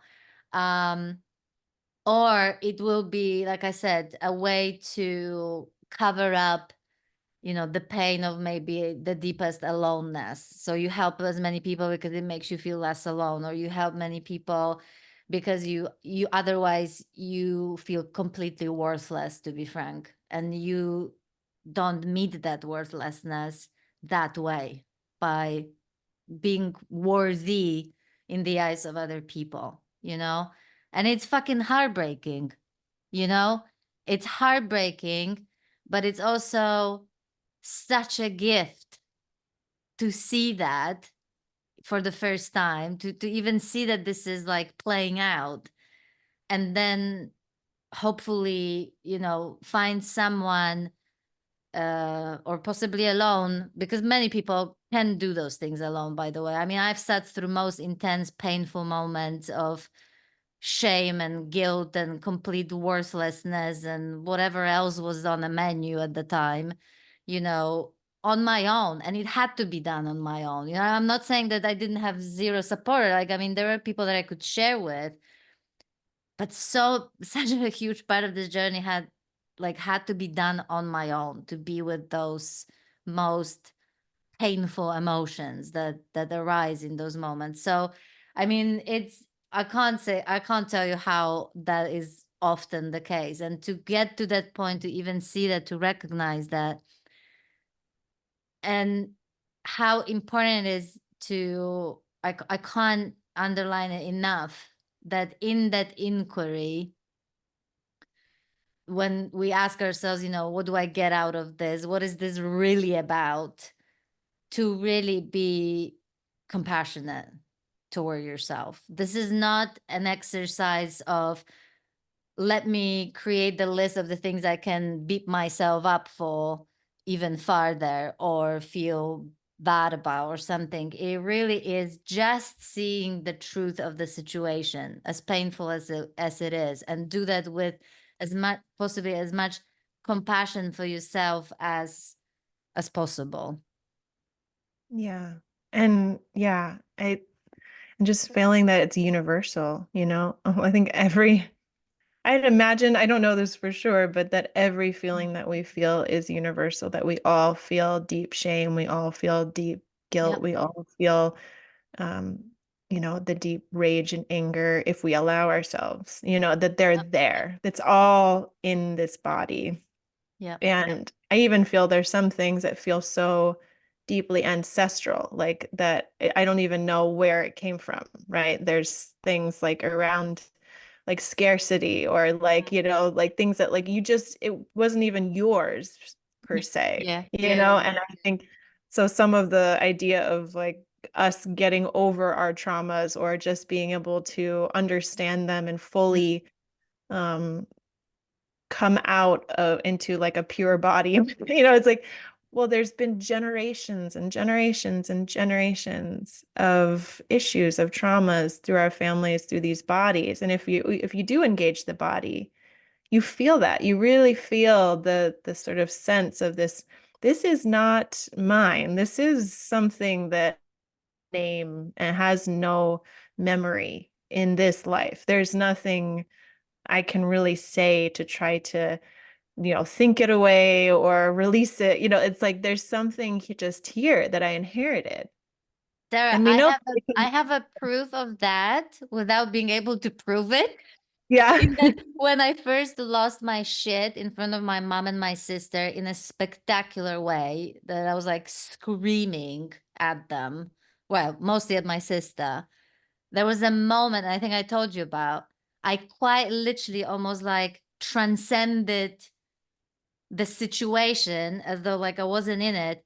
And I could literally the play out of what you're talking about, the different patterns that inherited, you know, my mother's issues inherited from her parents and whatever is going on at her home when she was growing up, then my sister when she was dealing with my parents, because there's like a big difference, age difference, and then my own shit being triggered by what she said and everything. And it was like, it was unbelievable to see the play out of all the conditioning and how, and like just the innocence of it all, you know what I mean? And there was something really intense and uncomfortable about it, but also equally incredibly beautiful, because it was kind of both very personal in that moment and very impersonal simultaneously. And that was just, yeah, there was something special about it. Sorry for interrupting, but I knew No, I was that's going to forget yeah. to say that because it was quite Yeah. extraordinary. Yeah. Yeah, that's really powerful. And there's something, yeah, I can feel that there's a visceral experience of that. It's not just Yeah. in theory again, like, Yeah. oh, we, ancestral work or whatever Yeah, that yeah, is. yeah, Like, yeah, yeah, yeah, yeah. it means different things to different people. Sometimes for some people it's ritualized or there's certain Yes. cultural Yes. practices. But I think, like you said, exactly what you said, there's something about even I felt like this is one of the initial steps I took when I was more consciously like sort of meditating and doing different practices was connecting with my ancestors in that like where did this stuff come from? Like how did it get to my body? And because there was this openness all of a sudden of like maybe in order to find that compassion, Mm-hmm. especially to find that compassion for the members of my family that I was struggling with, like where did we get this from? Like just acknowledge that like we're not in a vacuum. Although like especially in the West, there's this sense of like you have more nuclear families, you don't have the extended family at home necessarily that you can send like have a feeling like you're kind of disconnected and there isn't like a lineage. Yeah. But for all of us, there are lineages where we've had these inheritances. And for me, just like tuning in to ask the question, like, for the thing that I'm suffering with now, like the grief that I'm suffering with now because of this abuse that's in my family or whatever's going on, Mm-hmm. to tune in, like, where did that like come from in my like mother? Where did that come from in my father? Like where, and then follow the lineage. And for me, that was an amazing inquiry practice because Mm-hmm.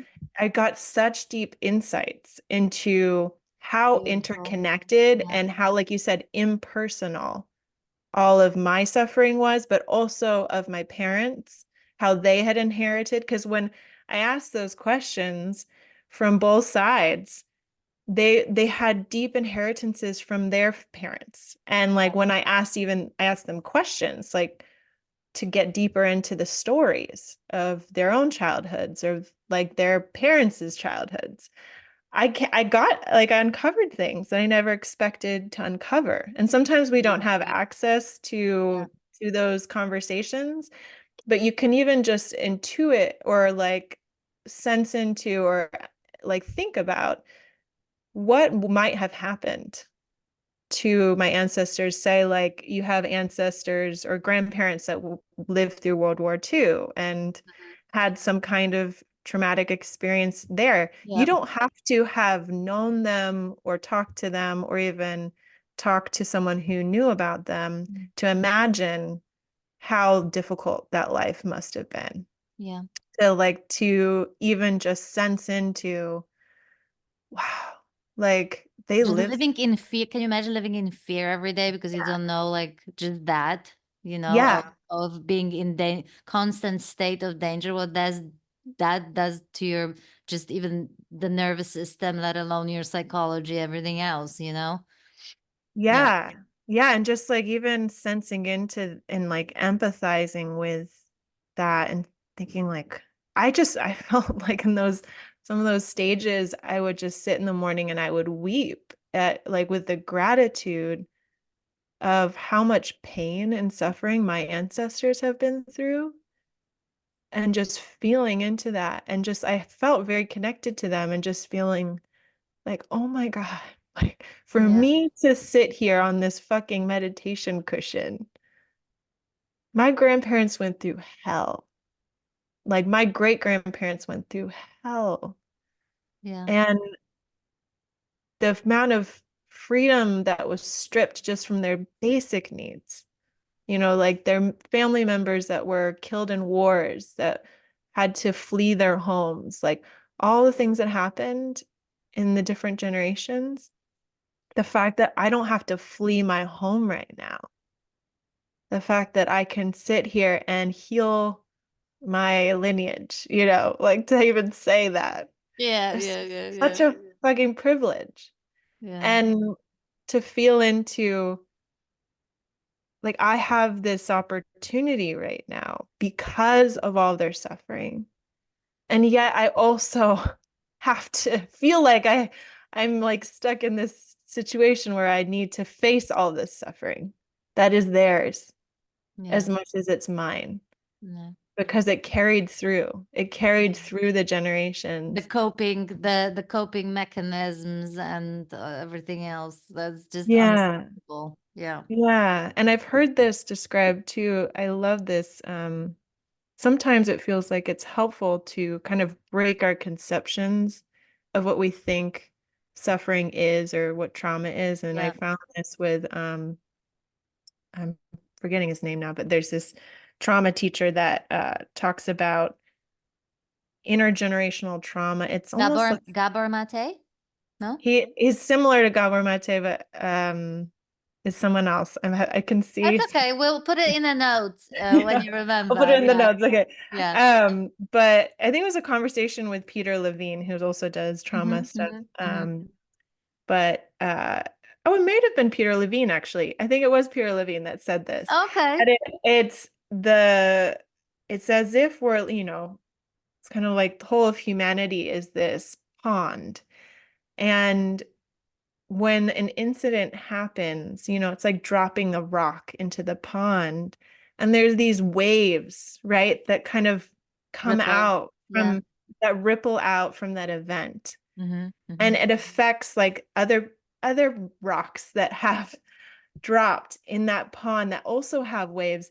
And when those waves interact, they have this way of disrupting each other, Yeah.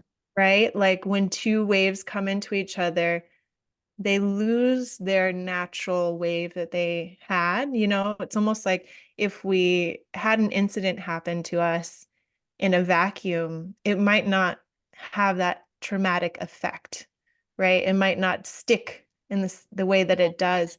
Yeah. It does that because we come into contact with other humans that also have traumas, Yeah. and that we create more of the stickiness together. And I thought that was a beautiful metaphor because it can just visualize, you can see that our traumas are not separate. There's no such thing as an individual trauma in a sense, right? Like Yeah. Yeah. Yeah. where did you get your individual trauma?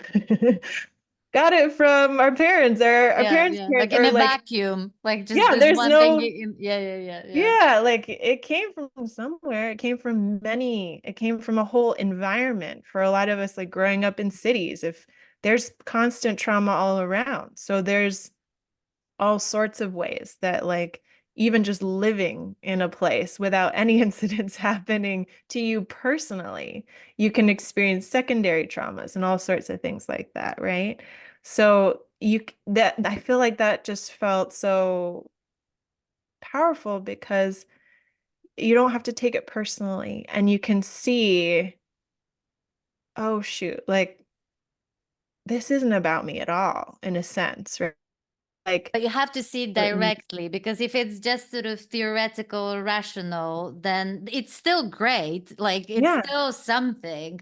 But when you can see it directly and like almost like viscerally that that is true, it really changes everything. And I think that one of the most amazing things, because I think this can be also so easily misconstrued as like an excuse or condoning or putting up with maybe some of those behaviors and patterns that are going on in our families. But I believe it's quite literally the opposite. It just makes no sense to do that.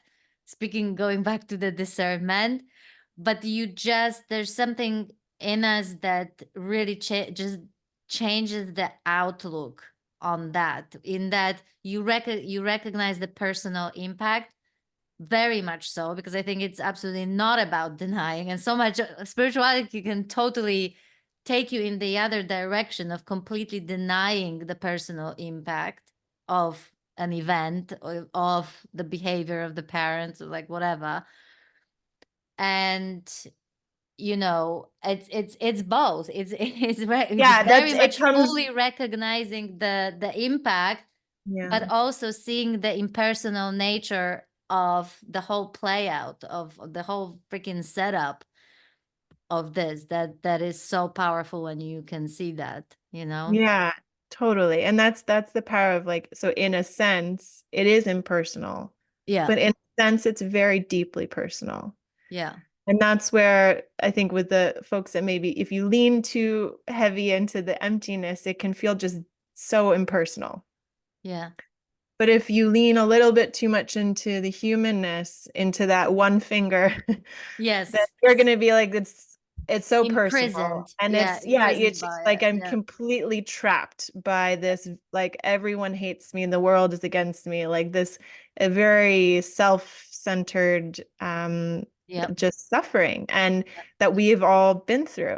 So it is kind of like, however, we all probably land on different parts of that spectrum, but it feels like you and I, what we're talking about is kind of being able to find that place where you can hold both at the same yeah, time so that you can say, yeah, like what happened when I was growing up was fucked up. And I definitely am not gonna say that that was okay. It was like something I should accept in the sense of like, that was okay. And, I forgive just like on yes, a yes, yes, yes. theoretical sense, Right, it's like, right. no, like if what the impact, like you said, was it really like harmed you and it's like not okay. And there's like a deep intelligence in the body that says when things are not okay and when they are Yeah, okay, which is why it feels like being in touch with the body feels so important to me, is I can feel when something doesn't feel okay, and to listen to the body and say, oh, okay, I can I can feel that whatever's going on here is not okay. I need to do something to protect myself yeah, from this yeah, person, from this relationship. And that is the like second step of that acceptance or that like second like part of being able to really hold the truth or reality of a situation is knowing how I need to relate, how I need to use that information, that discernment in order to make a wise decision, to yeah, not do something that's yeah, just not going to work out. yeah, um, but yeah, I think so the both and of that is it can be equally empowering on both sides. And sometimes we need to lean into one or the other, like leaning a mhm, little bit more mhm. into the impersonal, like the impersonal side to get out Yeah, of the box or leaning into the personal to get into the discernment and like the yeah. yeah. And then and it really is like a journey, because it's like it's it's the journey to seeing the both, and then there's the journey of oscillating between the two, and then there's like where none of it applies anymore. It's just what is, you know what I mean? It's neither, but it's like it's not an illusion and it is an illusion, and it's none of the above. You know what I mean? It's like Yeah. all these distinctions, they just go, they're completely irrelevant. But then, of course, when we discuss like the human experience, it's not exactly helpful to just, well, it's just what is, like every single, like, every single spiritual truth can be experienced as truth or can be turned into a trap and just another. So it's not even that, like it's all an illusion. It's not about whether this is true or not true. It's just that how is it honest in the moment? Because if this is your honest direct experience, wonderful. But if it is just another way to spiritualize away or avoid facing certain things because it's all ultimately an illusion, which is why it takes such an incredible honesty to be able to see the difference, to know the difference, because the way we deceive ourselves and all the ways in which we do that is absolutely freaking astounding. But there's two things I wanted to say. One of the reasons why I'm so happy to do this with you is because I really appreciate the variety of different perspectives. And I love the fact that everybody's journey, despite many, many, many commonalities, is ultimately really, really unique. And like the story of you using the ancestral trauma as a way to inquire, like I've never heard it before, so I'm completely like, wow, that's so freaking cool. Because you know we so often in this journey talk about the inquiry. You hear that word inquiry, right? And but so many of us don't realize that inquiry can look so different for different people. And like this is just such a perfect example of just how one person used the ancestral story and what's been unfolding and everything as an inquiry to then have incredibly useful insights into the current reality and into the current situation. I think it's just wonderful. Thank you. Yeah, I guess I hadn't really even thought about it as inquiry. That's so interesting because I was like, because it's something I think for all of us, like you said, we just are unique and we'll do whatever feels right in the moment. For some of us, you'll go into more of the thinking explicit inquiry. Mm-hmm. And for some of us, for me, I just was sitting in meditation. This is what I felt like doing. And so it's like, okay, that it wasn't like now I'm going to get into my inquiry practice and Yes, exactly, with, exactly. with like the Yeah. aspiration to get enlightened. Like it was, I actually at that point, I think my only aspiration was to to heal. Like I could feel how much suffering was in my family. Mm-hmm. And I could just feel so much of the weight of it in myself and in my family that all I really wanted, I was like, if there's nothing else I can do in this life, I just want to be able to be a part of the healing in my family. Yeah. That's it. Like I would be so humbled and honored to just like do that. Like that Yeah. would be enough if I can do some of that. And so I think that kind of connects to that just like inner heart, like kind of what you're speaking to, just like the real motivation to do something just for that, whatever in your deepest sense of yourself feels motivated to do whatever it is for whatever reason. And I guess later we can reflect on Yes. why it helped on this greater journey. But at the time, it was very much just what was happening, like, and what felt natural.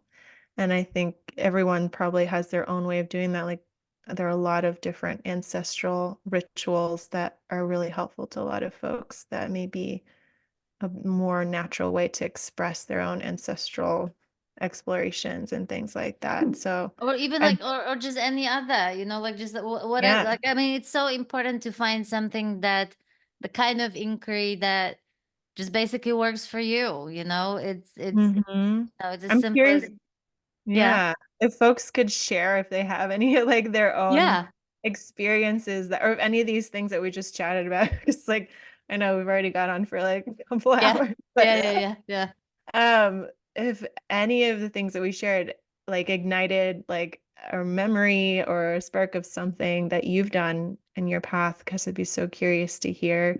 Or if there's just like a complete like opposite way that you approach things, because that would be so interesting to get a sense of folks and like where we're all coming from, because it is something now that we're sharing. It's so interesting to hear differences and feel how, yeah, it's like we all kind of lean into certain strengths or like whatever comes naturally to us. And Yeah. that Yeah, way, please like, tell us, like, y- tell us if there was a kind of like, what did you do any inquiry? And if you did an inquiry, then what kind of inquiry did you do? Like, what is it that, or was it an experience or inquiry that kind of triggered the most kind of maybe powerful insights into your kind of reality? I don't know. I feel like, s- having listened to so many people's stories about awakening,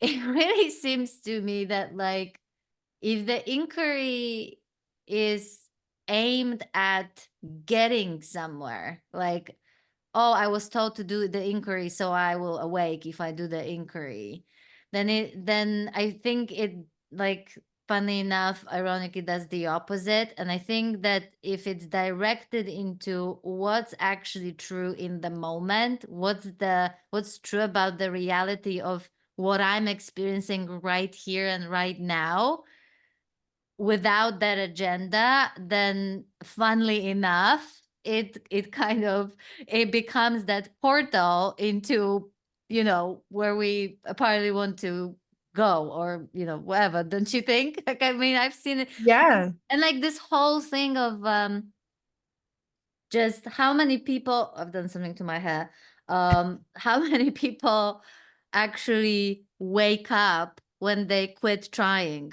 to, Yes. yeah. Yeah, I think about my most powerful moments, like the turning points, I feel like on my path were always when, in a sense, like I surrendering sounds like too graceful. Yeah, I Like, know what you mean. Yeah, yeah, yeah, yeah, like yeah, it's like there's this, like you said, you were surrendered, right? Like yeah. where it's like, AKA emotional breakdown. Yeah. yeah, I know exactly. Where you're like, fuck, like I was really trying so hard and I didn't get there. I'm not in a place where I want to be, Mm, right? Like there's just that recognition, like I'm not in the place where I want to be, which is really, I feel like every time that was kind of the sentiment, was like, why am I not where I want to be? mm, And then letting that break me open, like yeah, letting, and I think, again, for everyone, like some folks may need support through that. Some people yeah, may be able to do it alone.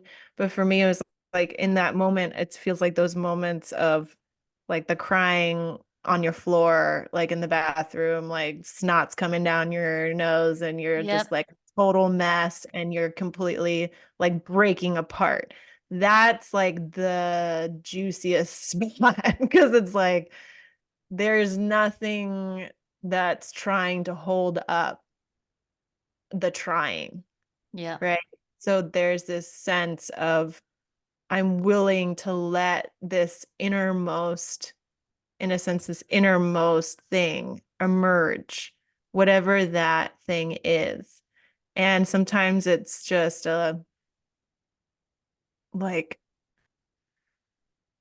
this aching, this like aching feeling yeah, of suffering, or the aching feeling, or the deepest, deepest longing yeah. for that sense of like us being Wholeness. seen, Or yeah, the yeah, yeah, wholeness, the yeah, communion.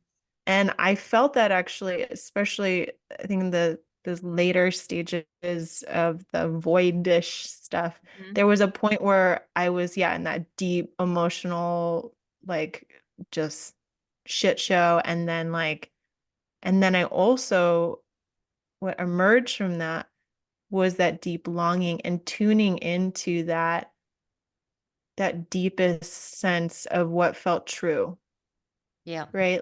Attuning to the deepest longing that just wanted the most simple thing, um, and without knowing what that was. And in a sense, it's like being completely unproductive, unprotected, Yeah. undone. Which is why this is so terrifying. So I completely, Right. I Yeah. completely get that we'd rather check out, go have a beer, or have a transcendental high, whether induced by meditation or psychedelics or whatever, whatever is the preferred Yeah. choice. I completely get that. I completely get that, but like we're one of the countless people before us saying the same thing, which was also the greatest shock, that wholeness was discovered when the brokenness was met fully first. It's through the very things that I so feared and wanting to avoid. Believe me, realizing that I was nobody special pretty much annihilated me, in that moment. And that wasn't pleasant. But so there's like, I'm not gonna lie, like it was really really intense. But it really is a gateway to freedom and to that wholeness, or whatever, whatever you want to call it, and ultimately to that which is such a full-on fucking embrace of this humanness. And it's like it's where that conflict ends, where that's where between the two, and trying to reconcile and everything. And it's just such a full embrace where no one is actually embracing anything anymore at this point, but it's like it's embraced. So I think I'm trying to make like the final point, and I think I've just That's miserably perfect. failed. Yeah. Um, because again, I don't know. I think we'll have to decide on maybe like we're A gonna time set limit. alarm clocks, and it was like 5 minute reminder that it's been like 5.5 hours. So maybe it's like Yeah. time to wrap it up.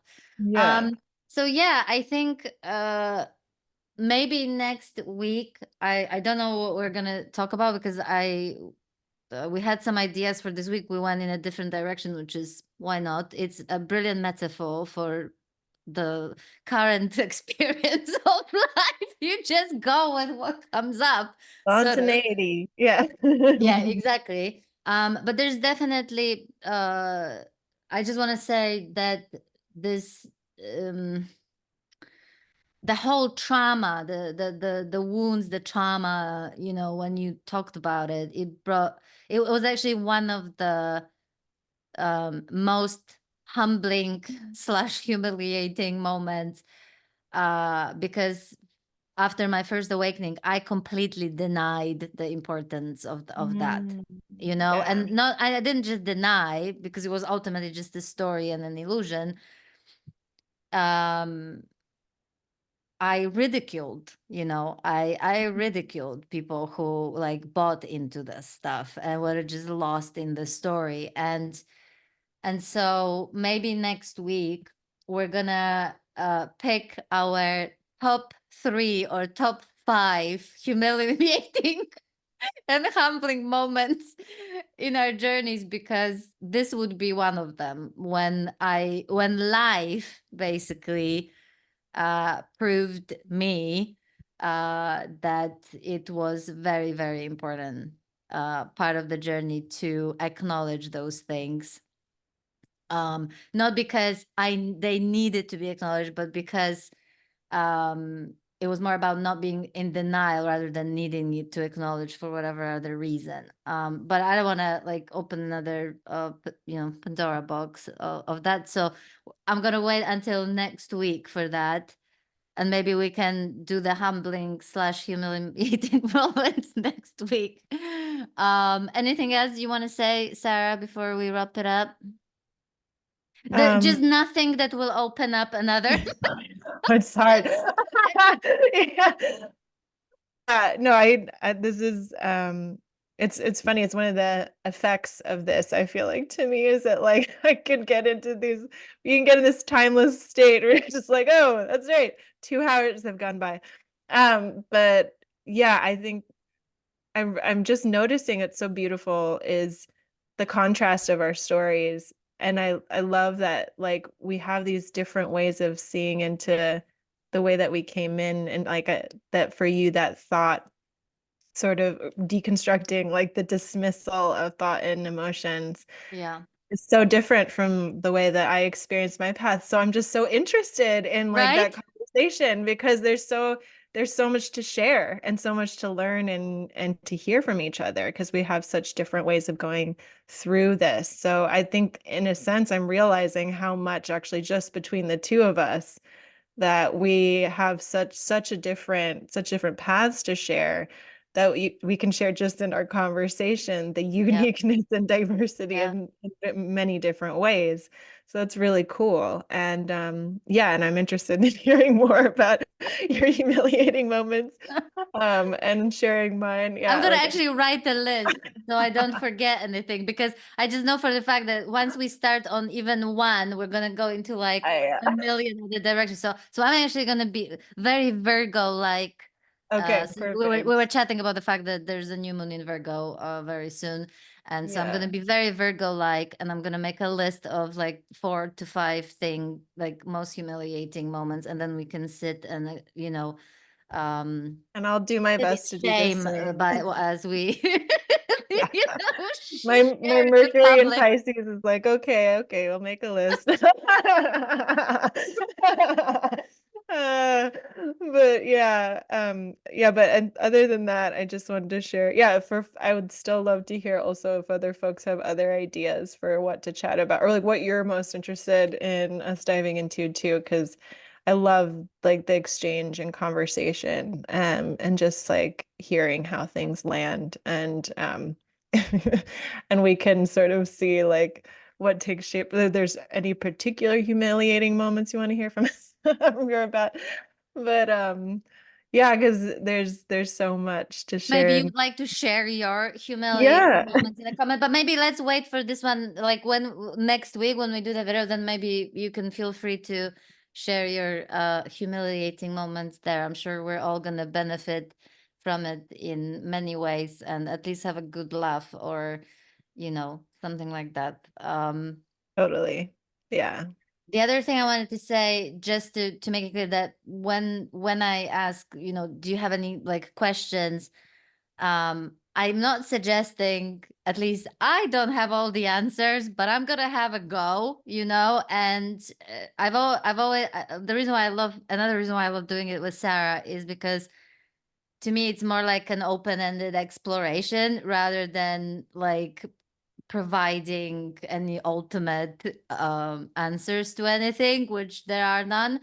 And so yeah, definitely bring your questions, because like I said, I've seen it so many times that it's not just us that are asking those questions, it's the question of other people's minds as well. So it's like we all benefit from that exploration rather than, like I said, giving some kind of answers. But if I do have some kind of something useful that sounds like an good answer, then of course I'm going to share it, and I'm sure that Sarah will too.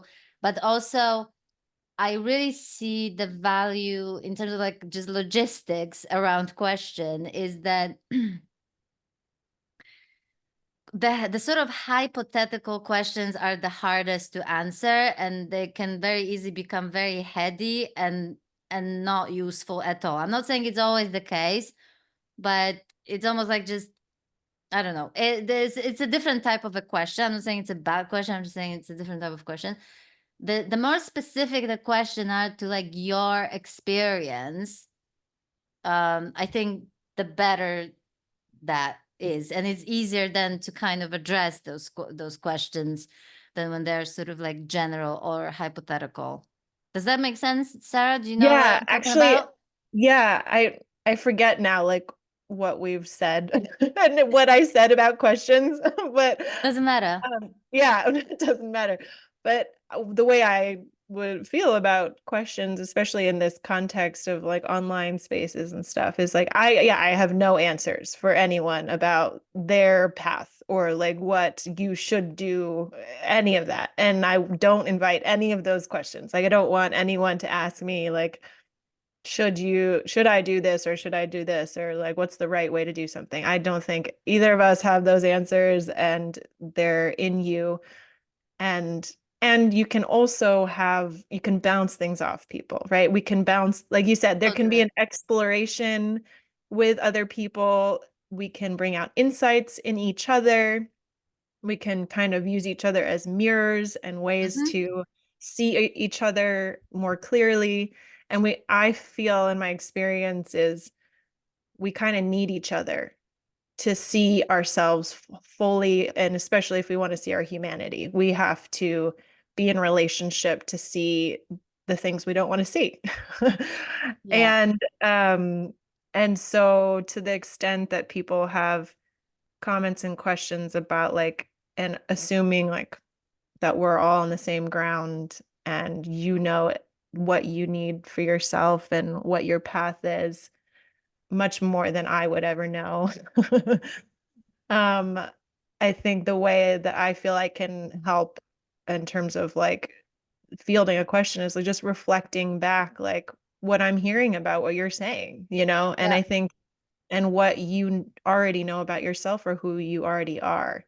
And so I think that's the way that I sense and approach those type of things. It's like, you know, there, like you said, there's no truth, there's no capital T truth, one perspective that Yeah, has, on this channel, we will not be discussing what's correct, yeah, what's superior yes, from anything else, and what's ultimately the right way or whatever. There's gonna be none of that here. So if you're looking for that kind of yeah. assessment, it's I just would not refer gonna you to happen. other people, another channel. Yeah, There are I many love. people to go to for Yes, there are those kinds so of many people. There's so many people. yeah, And that's for the just, ultimates. Yeah, yes, you all want to the go for the ultimate. ultimates. What's the opposite of ultimate? That's probably what we should call this. Not Like, exactly. not it. I don't know. Yeah. Oh, by the Oh, yeah. way, if you are like one of those incredible like creative people and you kind of get a feel into like what these conversations are about with Sarah and I, and you come up with like two-line name for this series of conversations, then let us know because Mm, we were just yeah. thinking maybe we should come up with like a separate name for a series of these Yeah. conversations, however many they're gonna be. But yeah, also all creative, playful, maybe even slightly provocative, who knows, just creative ideas welcome. So I think that's it, Sarah. That's That was our it. first, well, that was actually our second conversation, but Hmm. first one in the series. So I think we did a pretty good job keeping it together. None you or I We'll fell see. I apart. don't remember what we said, but okay. Yeah. That's the Maybe problem about, I'll go into yeah. edits and be like, "Oh my God!" Because I totally recognize the fact that I have a tendency to like ramble on and on. So it probably happened in this conversation as well. But oh well, Same here. Yeah, same here. It yeah, happens. Yeah. But hopefully it's entertaining for all of you. yeah. Thank you so much, everyone, and we'll see you next week. Bye. Bye.